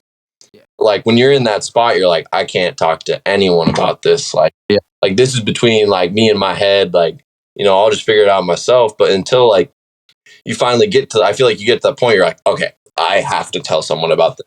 And then you say it, and then you sit there and you're like, oh, that wasn't nearly as bad as because you like just play, like we were talking about earlier with like the pilk stuff. Yeah. You play it up. It's like the same thing. You play it up in your mind like it's some crazy thing that you have to do, and that when you do it, it's going to be the end of the world, and you don't know how you're going to handle it. But then you do it, and you're like, oh, yeah, that wasn't that hard. Like, kind of like same context, basically. Yeah, it's true. Yeah, I mean, we are our mental factories build up so many amazing stories, and the conversations we have with ourselves are detrimental to how we take action. And I think that's something that I've been struggling with lately, especially with. So I've been taking up like fasts, so like doing the water fast, which was extremely helpful for that. But then also like doing cold showers, and people are doing that like nonstop, like it's brushing their teeth. And for me, I'm just trying to curate that for myself. And I think if there's anything that I want to do to change the mental factories from building these stories, is taking quick action. Because when you give, I mean, it's the simple snowball effect. If you give any thought, whether it's valid or invalid, enough room, enough time to roll, it's going to become something. And so an example of that, and Zach knows pretty well of this, is in one of my relationships in the last couple of years. One of my biggest things is it's not so much doubt, but it's just it's like the fear of missing out on somebody. Like I want to be with this individual. Obviously, we're in a relationship. I want to honor them, love them, respect them, and take time to do that. And when I can't actually be there for them, I start to think. And when I start thinking, it just doesn't go well. Like I've given it too much time. I'm like, okay, I got to sit down and recognize this. These thoughts are not super valid because I don't know that I can prove any of them, and that I'm going in the right direction. So I've legitimately called Zach or talked to Cody, and I'm like, hey, I just want to preface this. My thoughts are not in the place that I want them to be, and I recognize that, but I can't shake them. Like, here's what I'm thinking, and then I just throw it out. There's the truth. Like, here's the truth. I'm not asking you to be my therapist, but I'm not asking you anything. I just want to share with you that I have a logical thought, and I can't prove any of these thoughts, just that it's bothering me. And they may have something to offer to ease that, or to be like, yeah, you're kind of blowing it out of proportion, and be like, thank you. I'm going to stop now. Yeah. So 100%. 100%. And I think, yeah, I mean, you nailed on the head. I mean, I think we're built, and I think that's the fight or flight mechanism at large. One of the people that I listen to a lot is Alex Hormozy. He's like a big business guru, but there was a little segment that he talked about on his podcast that I listened to recently, and it was like, anxiety really just comes down from not knowing what to do and not taking action, like those two things. And I think that's so true to what you said, because when you don't know what to do, or you don't take the action you need to do, things snowball, and then you start getting these thoughts and these extra things, and it's like the what ifs almost start creeping in. And yeah, to your thoughts, sometimes you just need to talk through it, and then have someone who holds you accountable, friend, or someone within that support structure that personal relationships, that's like, no, you sound a little crazy right now, like, relax, everything will be fine, this is probably what's happening. Or they'll be like, no, you have every right to be, but just like take a minute, take a breath, you know what I mean? Yeah. So yeah, definitely. Yeah, affirmations from a good friend. You can't go throughout life without having valid affirmations. Yeah. 100%. So whether they feel good or feel bad, you have to have those. Yeah. Yeah. Something I kind of like around the same subject I realized about myself is that I know that, like, with the different like obstacles I have in my life, like as far as like being prepared to go to work, or like getting up, having my morning routine, or what I need to do in my daily life to fix my back, like stretches, workouts, like walking. I have everything laid out that I know I need to do. And it's just like an issue I had for a long time is that I knew what I needed to do, but I got to sometimes where I was like, okay, I got to walk 2 miles. I'd be sitting there and I'd be like, you know what? I deserve a day off. And like, you're just like, start convincing yourself. You're like, oh yeah, that sounds so easy. Yeah. Like, dude, I'm on TikTok right now. I got a movie on Netflix. Like, life is good. Like, let's get a beer out of the fridge. Like, forget this day. And then, I've had enough days like that where I'm just like, and then like you almost like what we were talking about on the phone the other day is like you stuck yourself into depression. you don't know that you're doing it, but like you're like, oh, this sounds easy, it's fine. My back can get better like in another couple years, like it's whatever. Yeah. And then you get up the next day and you just like feel so crummy. Yeah. And you're just like, you're letting your own mind, like where I start having issues like with the mental is like you let your own mind convince you to do that enough days in a row or enough, times in a row that you're just like, oh, I'm weak. Like, and cause like it's what like David Goggins talks about that like, if someone is fat, I'm going to call them fat, and it's not being mean. And if like, I'm like, I completely, when he first said that, I was like, oh my God, like you're a monster. Like, brutal. Yeah. But like, if I was friends with David Goggins, I'm not, but, and he's like, that's a weak thing to do. And I think like with my mentality, I'd be like, yeah, that is really weak. Like, and like that, like accountability aspect is that like, in order to hold other people accountable, you have to hold yourself accountable. Oh. And I think that you just get sucked into like that mind that's in the back of your head that wants to be on easy mode all the time. You get sucked into that for long enough, and then you're a couple months down the road, and you have no one to blame but yourself. Yeah, exactly. You're just like, every single day I had this conversation inside my head, and I said, yeah, I'll just be lazy. And the thing is, you get sucked into the things that give you quick validation. So like that's why people that are like drinking, smoking, gambling. I never got into gambling really at all, but just like things that give their mind instant dopamine. Yeah. And then one day you'll just, at least how I experienced it, you'll reflect, and you'll be like, oh, I want to quit smoking, or I want to quit doing this, or I'm going to cut this off. I'm going to drink this much water. And you start doing that, and you're like, you don't have that quick dopamine anywhere. Depression. Instant. Yeah, 100%. And I think like too, when it becomes that habit of being, I guess I hate the term being weaker because you're not weaker, but letting those weak thoughts overrule you and leak into your goals and your missions, like that becomes your identity. Because over time you start to fall into smoking or alcohol or not working out or not taking care of yourself or not doing whatever goal or whatever thing you need to do. So then it becomes your identity to be the weak person. And it's like, well, I've been weak for this long now. Let's just, it's easy. And it becomes that much harder for them to pull themselves out, especially when you said like that quick dopamine where they crash, And I think it's the small wins. There's I think it was a Navy SEAL. He did a speech and he was talking about, it's not about all of Hell Week. It's not about all of that, but he would talk about how he made it 1 hour and he made it through this evolution, I think is what they call it when they go through like buds and selection. And he made his bed in the morning and, he got to breakfast and then he got to lunch. And then before he knew it, he was at the end of buds and he passed. And it was like, it's oftentimes, it's the small things that you don't want to do that build up to, wow, I just did like this really badass thing, or I just accomplished my goal and I didn't even realize it because I was focused on, one bite of the cookie rather than eating the whole cookie. No, that's a great point.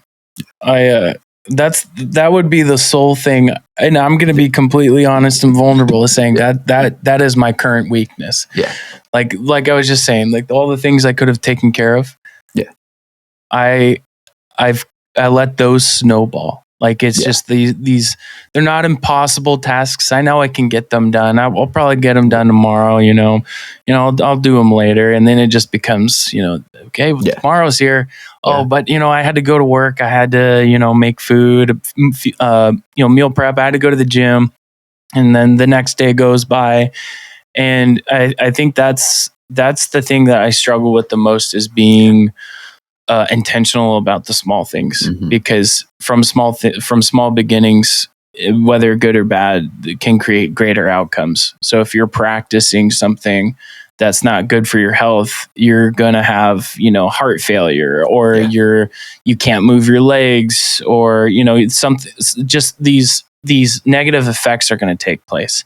As to if you start practicing small, healthy behaviors, not just like to diet or exercise, but just by exercising your mind, you recognize the plasticity in your brain and how you can make yourself change to fit the criteria, the goal you're trying to meet. Mm-hmm. And so, like you're saying with the buds training, I've watched. I'm a military wannabe. I'm just gonna say that. But like I'm gonna stop you right there. The fact that like you had the humility to say that, like there are. I think you're actually the first person that has ever willfully like admitted, because everyone else. So every conversation I have, you know, you go somewhere random, someone asks, "Are you in the military?" You know, you start telling them about deployments, start telling them about like traveling, and they're like, "Oh, you know, my sibling," and then, you know, I would have joined, but I would have punched a drill instructor in the face. I'm saying that like that takes a big person. Yeah, dude. Like that. So continue. I mean, no, that's true. Because I mean, I could tell you the excuses, but you already know why. Mm-hmm. Like you already know why. I've always, like, I did have siblings going, one in the Marines and one was a CB, and I love them dearly. And for them to go into that, I was like, that I put them in a high regard, because it takes a certain level of discipline, a certain level of yes sir, yes ma'am, that a lot of people here just in the civvy life would not take. Like, they just wouldn't be able to handle it well. Like, I respond well to instruction and do this now. Like, you tell me to do this now, I do it and better. Like, that's one of my, you could call it a healthy habit or a bad habit. It depends on who I give my delta, like, yes sir to. Like, if I give them my energy, you know, depending on if it's for a good cause, you know, it could be beneficial. But I've always honored and respected people in the military, because it does take that discipline, and you have to make your mind change in order to fit the military mold. And with what you had mentioned with buds, and I'm trying to crawl back to where we came from, was about the small things. You know, how he just made his bed, went and got food, and then buds was over. I had read a good portion of Chris Kyle's American Sniper book, and how he had explained it, and how he had like a harsh tobacco habit, and that was really hard for him during buds. Like, that was one of his challenges. And also, like, getting hypothermia and like shivering even though you were warm, like, just, you know, all these things. And for I don't know who it was you were citing, the Navy SEAL, but it, to a lot of complicated and huge dream-like goals, it does require those small repetitions of making your bed, brushing your teeth, starting the day as each one goes by, and making sure that you've given yourself the necessary backing to succeed. 100%. And that's why, for me, like, I haven't streamed as much, because I'm not taking care of the things I need to take care of here. Mm-hmm. Because when I'm streaming, I'm encouraged to stay on and to play for longer and interact with people, because I enjoy interacting with people. Yeah. I'd rather do this than clean the apartment. Like, that's just where I'm at right now. Yeah. But if I'm going to set myself up for this week in February to achieve my goals at work and to achieve my hobby goals, I actually need to start taking care of the small things here. And that's exactly what I'm going to do after we're done here, just so we know that where things are going to go. Because I'm very motivated right now, and I got to tap into that little mining ore and keep on digging on it, because I like this. This is an encouraging talk. How far are you into David Goggins' book? 45 pages. I don't know how many pages there are, but I've gotten through, not to spoil it or anything, I've gotten through like when he started like second grade, and he's been having challenges with schooling and stuff like that, and the stuff with his dad, and how him and his mom got away from him and stuff like that. But yeah, it's a really good read, and I heard the story many times before, but reading it's a little bit different, because there's a lot of people that help David Goggins really kind of make his story readable. And for me personally, I work with kids that are potential David Goggins. Like, I do a camp each year. It's called Royal Family Kids Camp, and we work with ACEs kids, adverse childhood experiences. And David Goggins is a clear-cut case of a NACES kid. Just horrible upbringing, abusive caretakers, nothing good. There was nothing fostering his mind in instructing him in a good way. And I relate to it only because of the camps, because I have a heart for people who go through those experiences. Whether I've been a negative beneficiary from people with those backgrounds, but I understand them better. And the book's been really enlightening in that regard, because you don't know who you're talking to at the end of the day. No matter how much I say, it doesn't explain exactly everything I've gone through. But if you knew a little bit more about me, it might help you interact with me better. And that's what I strive for when it comes to creating relationships. Not that was what the answer to your questions. 45 pages. No. So I'm going to go back to the David Goggins thing here in a second. But it's funny you brought that up, because when Josh and I were going through that leadership course, and we were kind of going around robin, and kind of like the biggest compliment I took from was what Josh had said to me. And he said, well, one thing I always noticed that like you're one of the most least self-centered person people in here. And he's 100%. Like, you are always asking how you could be a better supervisor, how you could be better to your airmen. And I really took that and ran, because I'm like, if I were to write something down on a piece of paper that I would want someone in that room to say about me, it would be that right there. And I kind of took that to heart, because a lot of supervisors out there, and a lot of people in the military, they're just really hoorah, blunt people. Yeah. And the thing is, to get through to your airmen and the people below you is you have to have them be comfortable enough to open up with you what's going on in their life. And if you can't sit down and be like, I wish this was a requirement, for someone above me to sit down and just ask random questions about who my airmen are, not as the job, but as in who they are as people. Yeah. How many siblings do they have? Where are they from? What do they enjoy doing outside of work? Because you're going to be totally irrelevant as a supervisor if all you care about is job. They're going to be you're looking at me a number, you don't care who I am, what I do, what I enjoy. You're just what can you produce in the workplace? And I had people like that in the military that were above me, and that I was an airman that didn't know what to do or how to do things, and they just weren't around. Or they just would just be oh, we'll just figure it out. You're grown, you're over 18, you're fine. Yeah. And I just remember how that felt.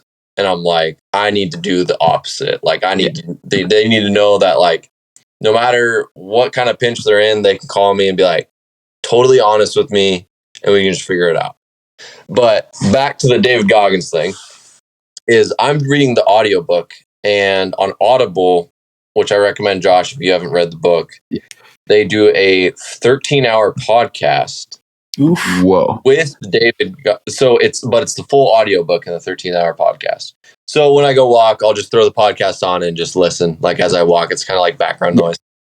And I'm kind of I'm basically just over halfway technically into the book right now. And it's kind of cool, because it's not just the book. They'll pause, and then they'll be David, how are you feeling right there? Because someone else is reading the book for him. Yeah. And he explains what was going through his head. And then also he talks about little kind of mental strategies he did throughout this book to help him keep him in position and not make him stray away from the path he was on. Yeah. So I think that aspect's pretty cool. Little tips and tricks, he talks about little things the Dylan's probably heard about is the accountability mirror, or you'll hear about it at one point. Mm-hmm. Just looking in the mirror and holding yourself accountable to certain tasks. But he talks about, I'm not going to give it away because Dylan's reading the book, but he talks about he does a race later on in the book, and he talks about how he hits mile 60 out of 100. Mm-hmm. And he's in this jungle, running, it's a 100-mile race, and he's during this race, you probably see 3 people the entire time. Yeah. Because there's only so many people that are psycho enough to run a 100-mile race. Yeah. And he's like, once you start running it to a certain caliber, like you're definitely not going to see a lot of people because you're way out there.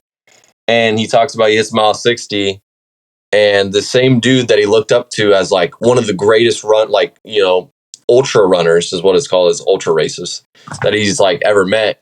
He was like running over this hill and he saw him, like, granted, the dude was like miles ahead of him, but he like saw him and he's like, the fact that I'm even like in the same, like, looking distance to you, like I'm instantly like feel gratified myself.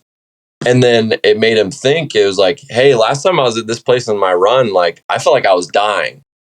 Granted, I'm in a bad spot right now, but I don't feel like, like he was talking about like peeing himself, like going number 2 while he's running like that race. He's like, but this race, like I didn't feel like I was dying.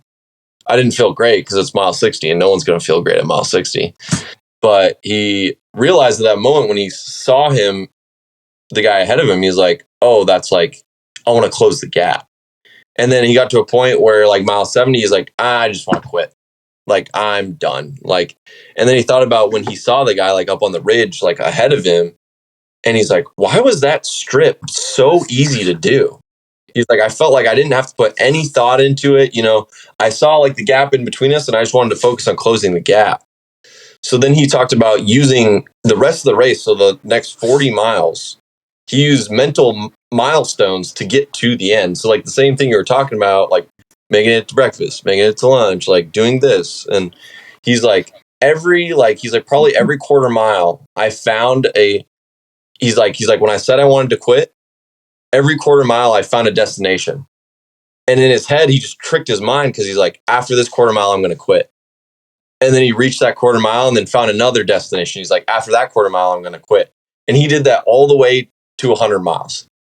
And so he's just continuously just tricking his mind. Like, oh, don't worry, you'll be done after this quarter mile. And then just find another spot. Yeah.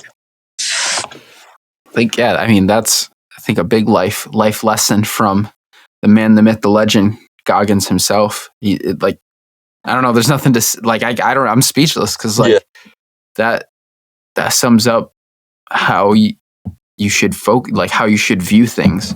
Because again, especially like when you don't want to, like no one wants to do laundry. No one wants to. Like I love working out, but I'm not always like, yeah, like everyone has days where they're like unmotivated, and it's kind of like that Goggins mentality. It's just like, okay, I'm just gonna go. I'm just gonna get there, and then you're usually good after that. Kind of like to what you said, that quarter mile. It's like you get to that 1 quarter mile, you pass that tree, and then the next one comes, and you're like, you might notice that like kind of those bad ideas start creeping in. So then you again focus on the next quarter mile, like you were saying. And I ran a marathon. I completed a marathon. I didn't run fully, but it was kind of that thing. Like I was this close to giving up. I was like, F this. Like I was in pain. I was like walking, limping. And then we did it with some of the folks in our unit. I saw one of the sergeants and he was like, come on, let's go. So we just literally hobbled towards the end, but it was kind of the same thing. We just were like, okay, we just passed a mile. Okay. We just hit this little marker, and it was like 3/4 of the way through the marathon. We're like almost done. They call it the bridge. There's the Marine Corps Marathon. They call it the bridge. And it's like really hot. Even though it was cold, it was just because the sun was baking down on us. And this is where most of the people just kind of quit or got hurt or whatever. And I asked him, I said, because he's a former Marine, So I was like, did you see anybody here that you knew, like from your Marine Corps days or whatever? He's like, no, he's like, I wish, and I don't really want to air out his business, but I guess he was like, I wish. He's like, I didn't notice anybody that I knew in the Silent Mile, which is all the Marines and service members that were KIA during the global war on terrorism. And I just like got quiet, and I was like, it was a perspective shift because I was like, holy shit! Like this whole time I was self-centered. Like I'm hurting, I'm feeling bad, I'm feeling like crap. Like I'm about to quit, and I realized I'm like, holy shit! Like he's probably not even doing this. He's not even doing this for himself. Probably he's doing this to almost like honor his brothers that he lost or whatever. And I was like, holy shit! Like I was being selfish this whole time, and that's kind of at the end, and it was almost like a life lesson. It was like, maybe stop being so damn selfish, Yeah. Yeah. I mean, I did something very similar when I first, like, my back got really bad and I had to go to the ER and I had to get a bunch of painkillers. And, I got to the point where my back was so tight, I couldn't stand up straight. Yeah. Like, I was like crawling to the bathroom and like propping myself up to use the bathroom. And I just got that, like David Goggins says, poopy pants mindset where I'm never going to get better. I'm always going to be like this. Yeah. And I was like, took a lot of pride in go to the gym at that point. And I was just like, I'm never going to step foot in a gym again. I'm never going to do this. And I was feeling really crappy. And then, God tends to throw things in front of you to make things a little more realistic. Yeah. As I'm sitting in my living room, just taking tons of painkillers and stuff, muscle relaxers, not truly like mentally there. And I had been taking muscle relaxers for almost 2 weeks at that point, and I got a call the day before.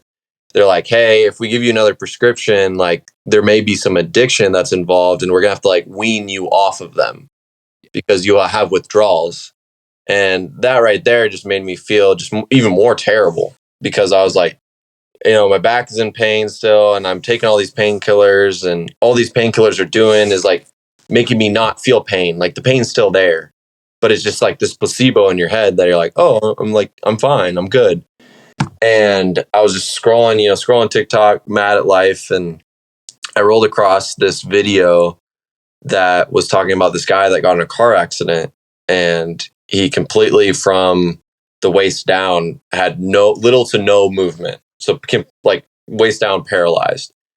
And it was a progression video from when he started to where he is now, to where like it doesn't seem that crazy, but like he's like able to move one of his legs now, and like he's going to physical therapy and like working, like there's playing all these clips of him like working super hard. And I was just like, oh my God. And I was like, I'm sitting here saying I have no hope and life is over and life sucks and it's depressing. And, me being like, I wake up and my back feels the same every single day.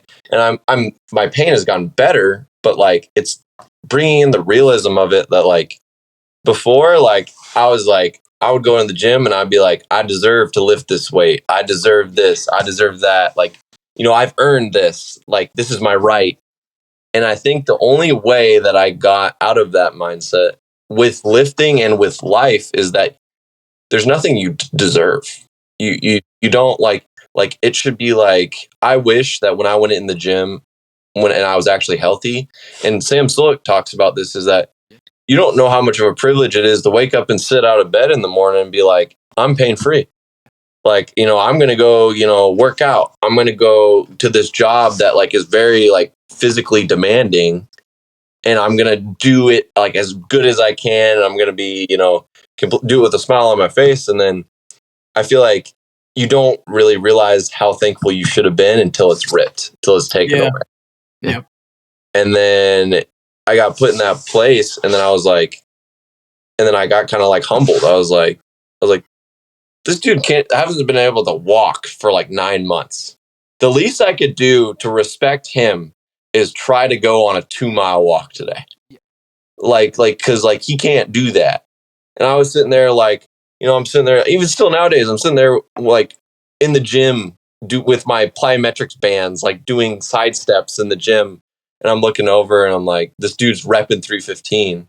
Yeah. And back in the day, it used to be like, wow, I'm such a weak man. Like I can't, like, cause I'm hurt, I can't do that. But it's like, as long as you're getting in there, getting that work, and you're trying to get back to where you were or better, like it doesn't matter. Like, I don't care who's in the gym. If you're fat, skinny, like whatever build body you are, like if you're in there getting that work with me, like equal respect. Like, yeah, 100%. It's that perspective shift, I think. Yeah, it's just like, and I think it's just one of those things of growing up. Yeah, being more realistic with stuff. I think so. And I'm sure Dylan can kind of talk to that because, Dylan is and was a freak athlete. Really? Yeah. The machine. Yeah. Ball was a different beast, man. Dylan, football, is that what you said? Yeah. Yeah. So like I said, I've got 6 siblings, so it's a really competitive household. And We were all homeschooled until junior year of high school. We started taking, associate day credits and stuff at a community college.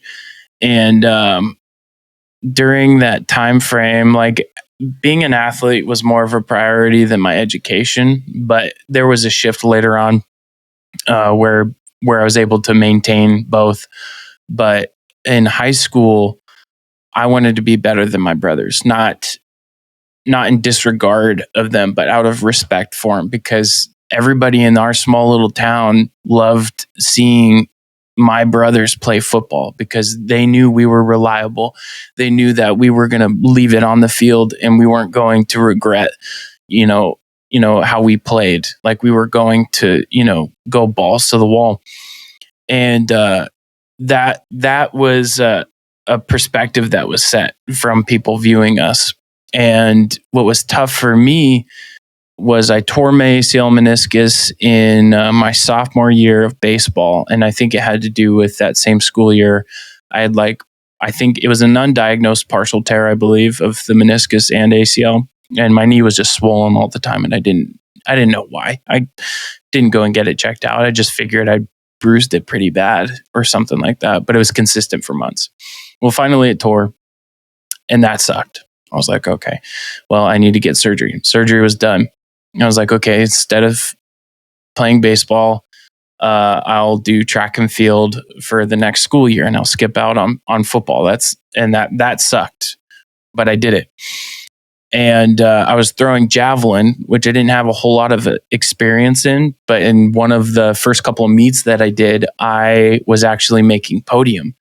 And that got me really excited. So I was encouraged by that.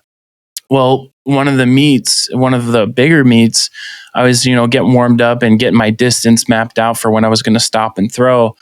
And while I was doing that practice run, my tennis shoes caught the turf and they didn't move. There was no slide, and my knee buckled again. I tore my ACL meniscus again.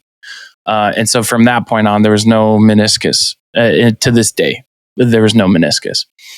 And I was like, I dread all the bad thoughts, all the dark thoughts, all the horrible feelings came through, and my value as a football player and that perspective put in from other folks of us being great athletes. Like, I felt like I'd let so many people down.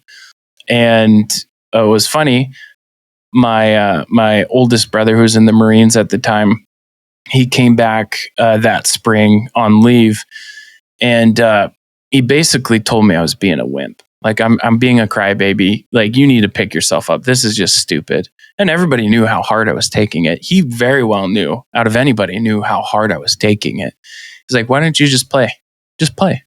You don't want to miss out on your senior year. You want to keep playing football. Like, just play. Go get your knee braces. Go do whatever. Start, figuring it out. Like, figure it out. And I was like, okay. So within that, from minutes of that conversation, I went and sat down on the computer and watched video after video of NFL football players who were injured for their entire season, but nobody knew. They just kept playing. Linemen with no ACLs or meniscus. A famous QB, I think, for the Cowboys at one point. I wish I knew his name, but he played on a torn ACL, and he was still, he still did it. And that was super. Romo? Huh? Tony Romo? No, I don't believe it was Tony Romo. I think it was earlier, maybe in the 90s, maybe early 2000s. But yeah, it was incredibly encouraging for me, because here I am with what I was calling a dead leg. It had no value. I couldn't do the things I normally could. I couldn't cut left or right. I could run at a decent pace forward. I could drive forward pretty good. And so that spring, I had consulted with the clinic, and they had got a guy to come down and do measurements on my legs. And I decided I wanted to have 2 knee braces, because I know how football works. If we're going to be playing dirty teams or competitive teams, having one knee brace, or any one knee brace on any one ligament, is an indicator that if I hit that point, I might be able to get rid of their top dog, in whatever position. So I got 2 knee braces. I looked like the freaking Michelin Man out there, because I had shaved my legs, did the whole tape thing. and then to put the knee braces over top, and then my football pant leg pads over the top of it, and played. And we got third in state in our division in football. And and a year later, or a year before that, I didn't think I was going to play again. Mm-hmm. Fast forward till now, I retore it at work, and now I got to get 2 more surgeries. But yeah, I feel like both of our downfalls, as far as our bodies, was just. I mean, Dylan, like, I don't know if Dylan really noticed, but there was, I think, our sophomore summer or junior summer. I was like, I was running cross country, right? And like towards the end of the summer, I hadn't really seen Dylan much. And I was like, this is probably the same reaction that he had with me that summer, is that I was like, so we have like small side doors to the gym, and like the benches are right there. And like whenever it's really hot, we open up all the doors. And so you can like see into the gym. And I'm like kind of warming up, getting ready. We're going to run like 4 or 5 miles. And I was like, I like squinted. I'm like, is that Dylan? And like, I'm talking like, I don't know how many pounds this man had put on. And I was just like, oh my God. Like, we weren't really good enough friends. So I didn't like walk up to him and be like, oh my God, dude, that's crazy. But like, I just noticed that like, the structures of our bodies changed so fast that I just think our bodies couldn't keep up. Because I went from 5'8" to 6'1" in a summer. And that's probably why my back is fucked now. Sorry, language. But no, you can swear. But same thing with Dylan. I think Dylan just put on so much muscle mass that body is just like, I cannot It was personal, dude. It was completely personal, and I wanted it. I worked out every single day. I didn't miss a single day.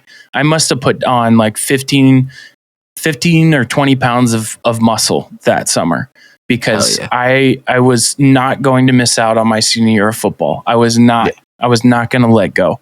And it was funny because since you were bringing that up, it kind of brought me back, because people would come in and, people on the team, it was out of season. So they would see me still like working out, and like I would work out twice a day. If I was near a gym, I was in it. Like I was just going to go and do something. If it was a 15-minute workout, or if it was an hour or 2 hours, I was going to be in there rehabbing / preparing, because I knew that if I was going to perform the way I wanted to, I needed some firepower to come with it.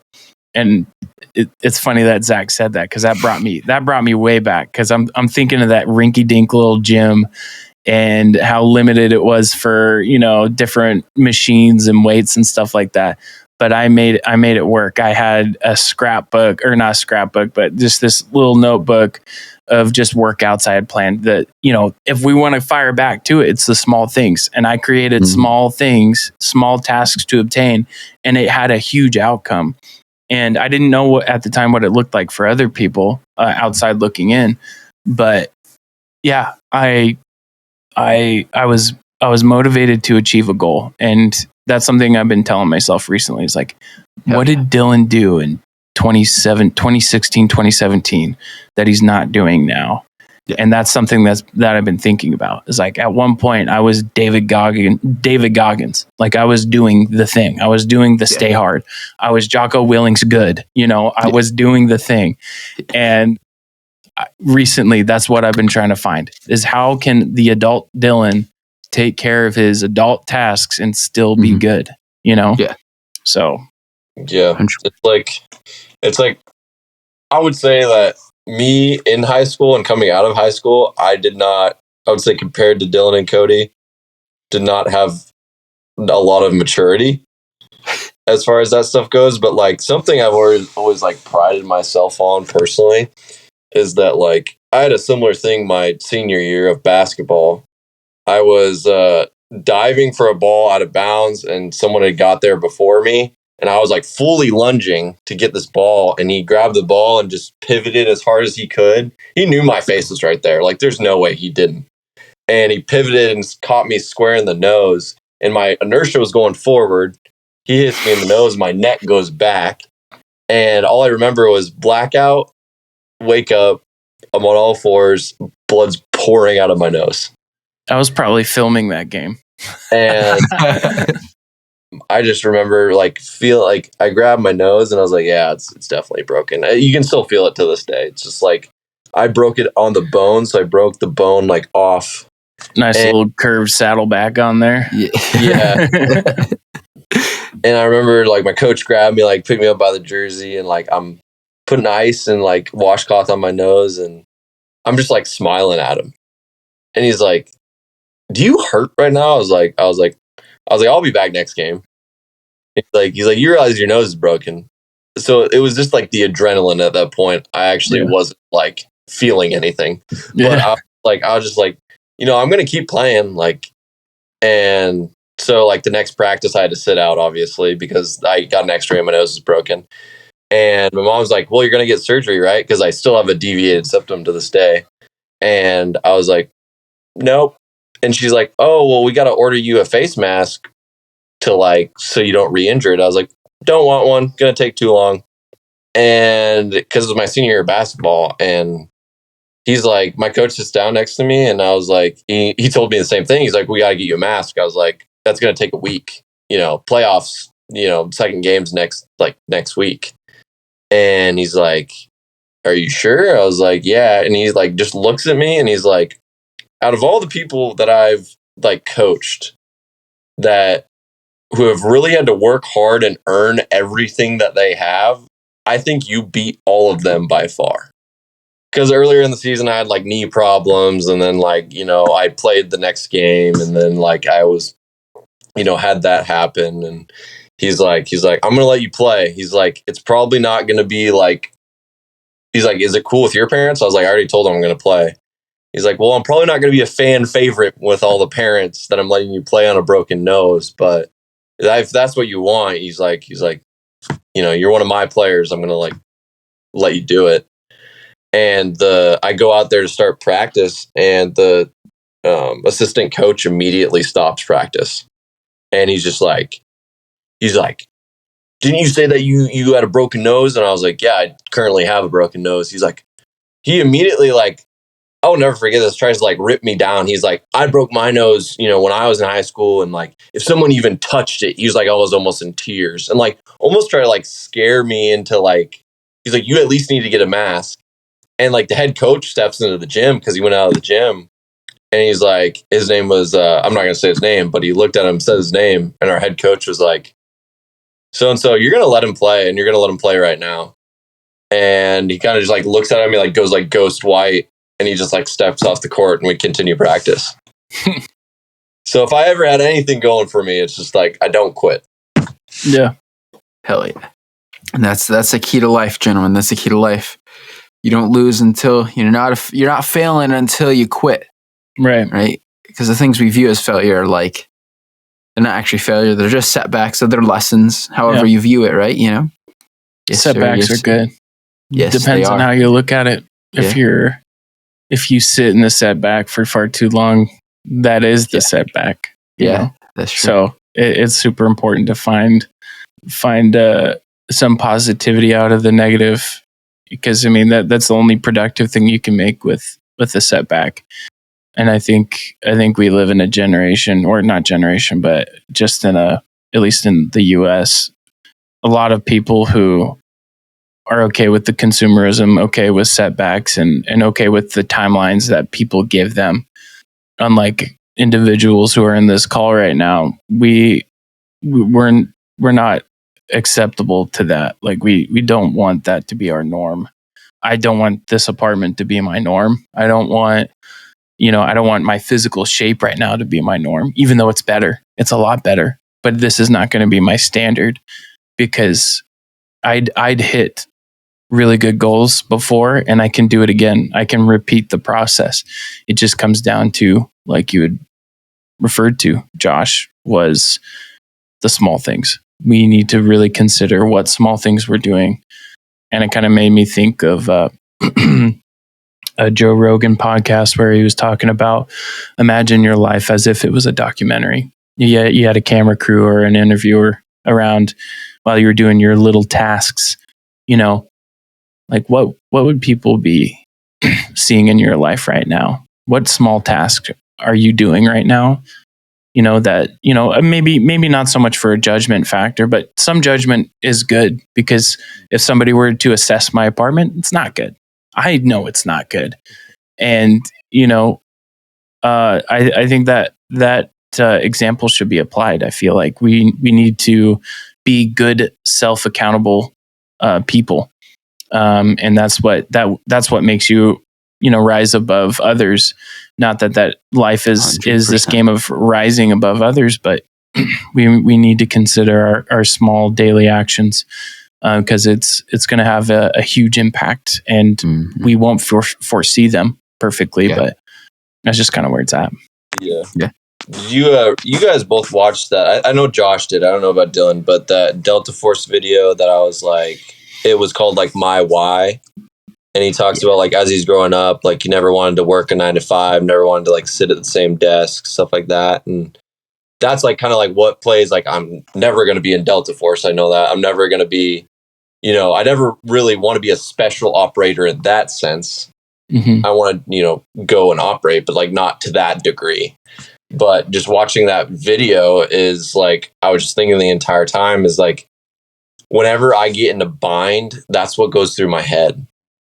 Is that like, I never, like my fear from when I graduated, granted, I worked a couple jobs and I had a really bad, like, he taught me a lot about life, but like, he always made me, which was a good thing, actually, hindsight. He made me realize where I was at and what I had to provide to the world. And it was often not good. It was like, you don't have a degree, like all you're good for is like handiwork, blah, blah, blah, blah, blah. And like always reminding me that like, I don't have these accolades to be accepted places. And I like at that point, working for him for long enough, I was like, I started like looking around and I was like, what is the fastest way to get to a job or do something that is more fulfilling and that I can just work towards and go just live this awesome life that no one else lives. And that's like why I found the military is that like, and I still to this day, even with my back injured, and I do sit at the same desk every day and I do work something that's close to a 9 to 5, is that it's that constant fear in my head is that like, I've gone and done awesome things. I have, deployed, I've been to multiple different countries, I've done all these great things with the military. I've been to many different states, had many different like relationships, know a whole bunch more people. But I think it's that fear of not being able to continue that is continuously in the back of my head. Is that like, I had a realization that a sign from God, I think that like, I'm not done doing what I'm doing is because I got told you that I didn't want to be med boarded and I didn't, which is true. But I like told the doc, I was like, hey, if I get to a point, man, like where my back isn't like, doesn't heal all the way, like what route are we going down? And he's like, I'm telling you right now, like me and the other doctors will not med board you, even if you get into that spot. And I was frustrated at first, I would say. Not like I'm never someone that like I don't want the check and just to get out. Like I don't care about that because what I care about mentally is like what I just said, like seeing places, doing cool things, not doing the same thing every day. I value that a lot more off of like, oh, I'll just get out and cut a paycheck from like the military every month. Like I don't really care about that. But like when he said that, like he's like it's tough, like validating your injury just because you can still do the job. But it's just like, I'm like, yeah, but I'm in pain almost every day, pretty much every day. And he's like, and I like took that back and I was like, for a few days, I was just kind of like boiling because I was like, this isn't fair, blah, blah, blah, blah, blah. Like kind of being crappy about it. And then I kind of just like, you pray in the morning, pray at night. Like, I just had this utmost feeling of like, I woke up one day and I was just like, no, that's okay.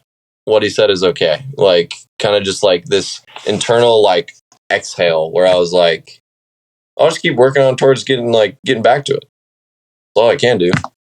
And ever since like I kind of made that realization a couple weeks ago, like I've been feeling a lot better. And it's just like, again, like what we were talking about, like sometimes it's just like that mental block that like just I'm stuck, I can't go anywhere.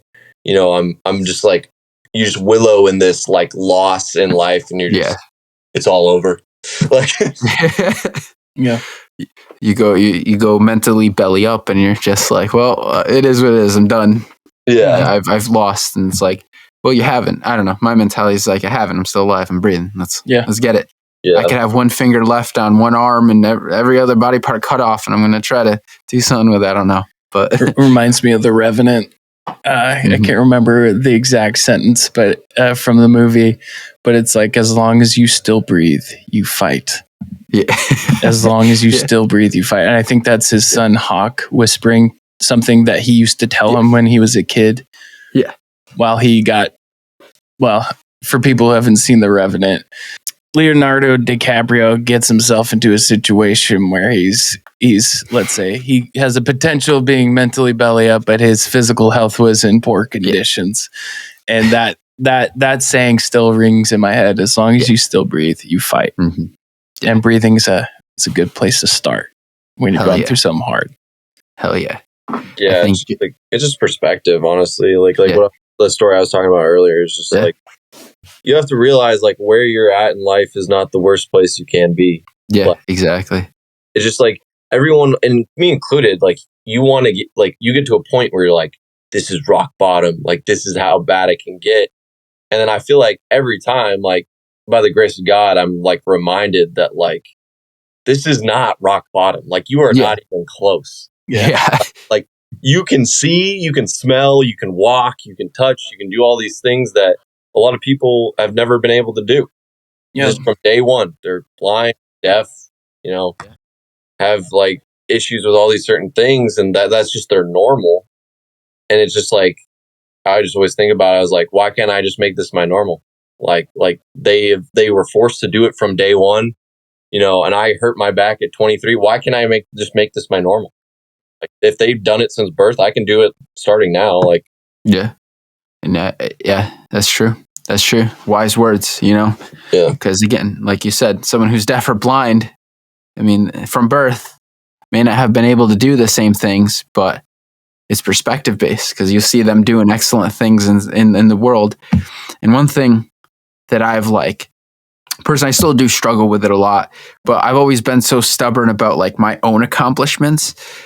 But recently I've tried to do this more is like in prayer, I'll be like, God, listen, all my accomplishments are honestly yours. Like I wouldn't have gotten here unless it's you putting me through whatever it is or putting me at the front door of whatever accomplishment or opportunity or experience. So like, I kind of call it like submitting myself to him. It's like, listen, these aren't mine. These are your accomplishments. These are you doing that. And it's helped me mentally, like on bad days or rough days, stay forward. Cause it's like, you know, this is what he needs of me, you know what I mean? Kind of thing. And like, and also I feel like it kind of keeps me from being cocky, which I never want to be cocky, but like sometimes inside I get stubborn and I'm like, yeah, I'm the man. Right.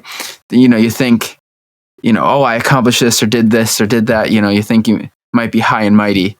And then when you hit that roadblock, like, you know, an injury or something in life, a wall, right?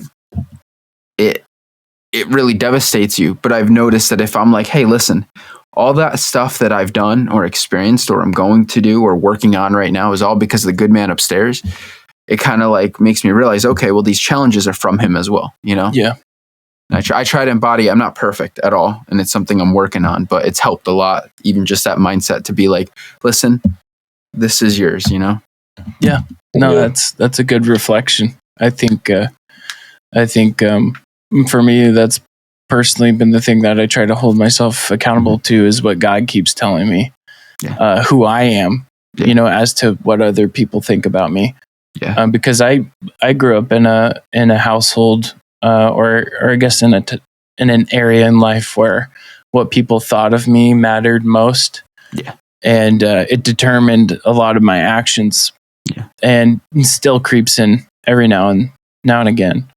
Yeah. But what I'm doing all this for is to glorify him. And I'm not doing it perfectly. There's always a better way to do something. Yeah. But I think that at the end of the day, that gives me rest, knowing that if I've put in my 110% and it was just a wall, I was met with a wall or met with this success, I want it to glorify God, and I want him to have it, because there's no sense in me I don't need to hold on to this.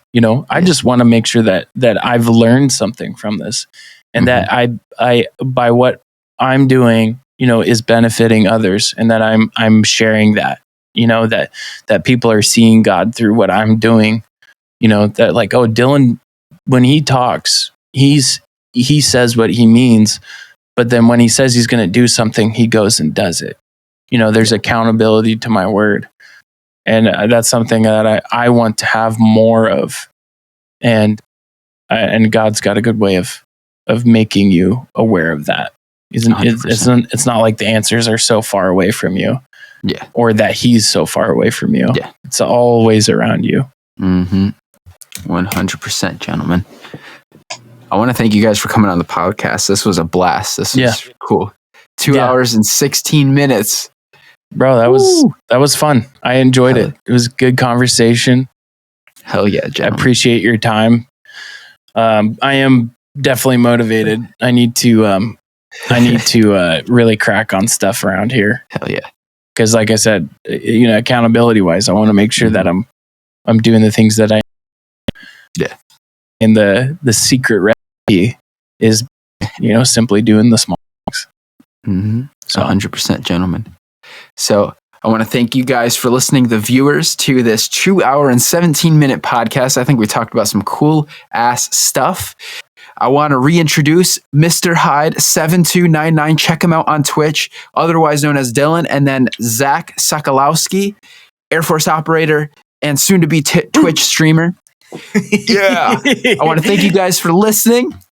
Again, we're available on 14 different platforms. So if you're interested in joining a worldwide community of individuals trying to grow and become impeccable people, please do follow on whatever platform you're on. The only thing that we're not on is this physical pencil. So I want to thank you guys for listening.